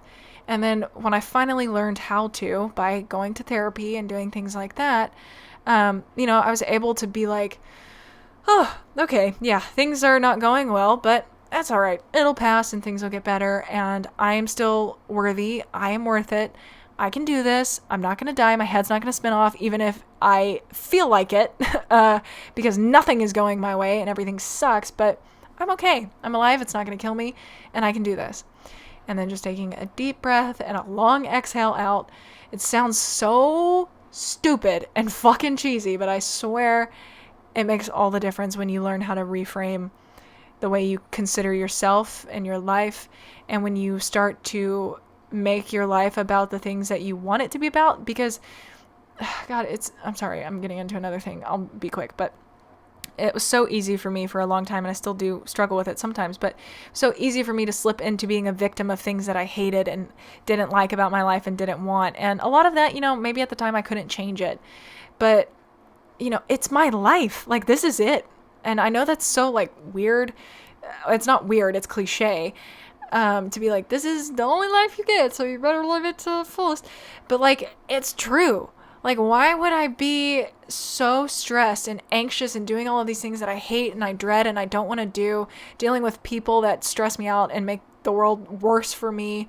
I spent I cried at least once or twice a week a year ago. Like, I just had such a bad outlook on life, and life was happening to me. I wasn't participating. I was just like, everything sucks, and I don't know why the universe hates me, and now I want to die because everything sucks. And I was flippant about it, but I had just given up and was numb. And now I've come to this place of like, I genuinely want to appreciate and feel and exist and be, and being authentic is something that I value so much. Like, I work every day at being my most authentic self, and that requires identifying physically, like writing out what you want out of life, what you desire, and the things that mean the most to you, what your values are, what you like and don't like about life, how you want to live. Do you think stealing is wrong? Do you think murder is wrong? Like, things like that. Those are values. But you can go deeper than that. Like, should you be honest in what circumstances? Like, just all of the things, exploring yourself as a person. And that's where therapy is really helpful, because then you don't have to do everything yourself. And also, you can only go so far without therapy. But therapy can help everyone. And I hate that it's stigmatized. It's so stupid that it is. Like, why is it weird to talk to somebody when you're struggling or you want to get a different perspective? That's what we do with our friends. So you get to pay somebody that wants to be there to listen to you and has studied it professionally and wants to do literally nothing more. So I don't think it's weird at all. It's frustrating that society seems to think it is when we're all crumbling on the inside in one way or another. But anyway, it's your life and you deserve to make it what you want it to be. And that is, I think, my biggest takeaway from this year. I am exhausted with being frustrated and annoyed with my life all the time. I've tried really hard to curb my complaining, and because I am a big complainer, and I don't want to be that person. I don't want to be that person that every time you talk to them, they're like, oh, well, this happened and this happened and like, I don't want to just bitch every time I talk to everybody. So, I'm working on that, and it also, I want to appreciate my life, and I want to focus on the things that are worth my attention and deserve my focus, not the things that I don't like about my life because they don't deserve my attention, and it goes back to the pink elephant thing we've talked about before, that, don't picture a pink elephant. Your brain doesn't work like that. Well, I don't want a guy who's, I don't know, blonde. Sorry, blonde guys, but if you say I don't want a guy who's blonde, what do you want then? It's not about the do nots usually. What do you want? Outline it, and don't make it something that's like, well, I don't want a guy who is like this, or I do want a guy who is brunette. Like, okay, cool. But, make your life revolve around the things that you want it to be. I just sounded like that TikTok that's like, romanticize your life.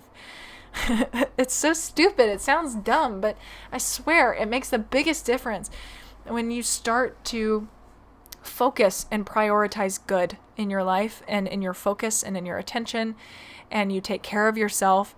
There is this weird culture around like being confident and okay with yourself is arrogant, and I think it's a wildly inaccurate conflation of the terms. They're not the same thing at all. And I think you deserve to love yourself, and it doesn't make you conceited. I think you deserve the life that you want to live, but you can't expect it to just happen. You have to dedicate yourself to taking care of yourself in such a way that it will happen. I can't expect for my body to feel better if I don't go to the chiropractor. I can't expect for my thoughts and feelings to be better without seeking out help or changing the way I think. And, help comes in different forms. If therapy really just makes you super uncomfortable, there are thousands of TED Talks and articles out there. Be careful what you read. That's why I more recommend therapy than anything, by an accredited therapist. Do your research first. But, there's just so much out there that can help you with whatever you want to be helped with. And seeking help is, I think, the biggest sign of strength, because it comes from a place of being truly vulnerable. And that vulnerability is the best thing we have, because if we are shut down and closed off and locked at all times, you can't connect, you can't feel, you can't live authentically, and you can't, positive psychology has this expression about when you shut off your feelings to your bad emotions, which I am very good at doing, and just shut it out and numb it. But you can't numb the bad without also numbing the good. So if you are able, and you can, I would really work on being able to feel everything and having compassion for yourself when things aren't going well, or when you're stressed and when you're struggling. Don't be like, well, I just need to be happier. It's not the attitude. For me, what I do when I'm struggling and I'm having some negative thoughts, when I notice it, I'm like, oh, wow, yeah, okay. Deep breath. I hear you. I sound like a crazy person, but I tell myself, I hear you. I understand where that's coming from. It's valid, but we don't have to focus on it. It's going to be okay. Why will it be okay? What are the good things that are happening? Name three good things that are happening right now. And I concentrate on those things, and I take a deep breath, and I tell myself that I'm going to figure it out. I'm smart. I'm capable. I've gotten through worse before, and I can do this. And every single time my anxiety almost dissipates and I feel better, and I get up and I go do something that I want to do, something that makes me happy, something that brings me joy, whatever. It's a life-changing way to approach life. Weird thing to say, but I don't know. I hope any of that rambling made sense, but I'm going to wrap it up here and say goodbye to you guys. Thank you so much. Again, I'm not going to keep talking because I'll end up in another rabbit hole, but thank you guys endlessly for listening. It means the absolute world. And, be sure to keep up with me and the horses on Jet EquiTheory on Instagram, Facebook, YouTube, and Twitter. And also EquiTheory at EquiTheory on Instagram and Facebook. Also check out the websites, EquiTheoryPodcast.com and JetEquiTheory.com. If you need a fix of positive reinforcement things, head over to my main site, Jet EquiTheory. And you can go under the education or the positive reinforcement tabs, and you'll find books, online courses, all the things that you could ever need to entertain yourself while I'm gone. So check those out and keep up with us. Follow us if you want. No pressure either way. It's whatever's up to you. And I will not see you guys next Tuesday. I'll catch you in February. Thank you guys for listening. I hope you had a decent year, and I hope you have an absolutely wonderful new year. And fingers crossed, guys, that this one's better. I think there are a lot of cool things that are coming our way. So hang tight. We got this, and I'll see you next year.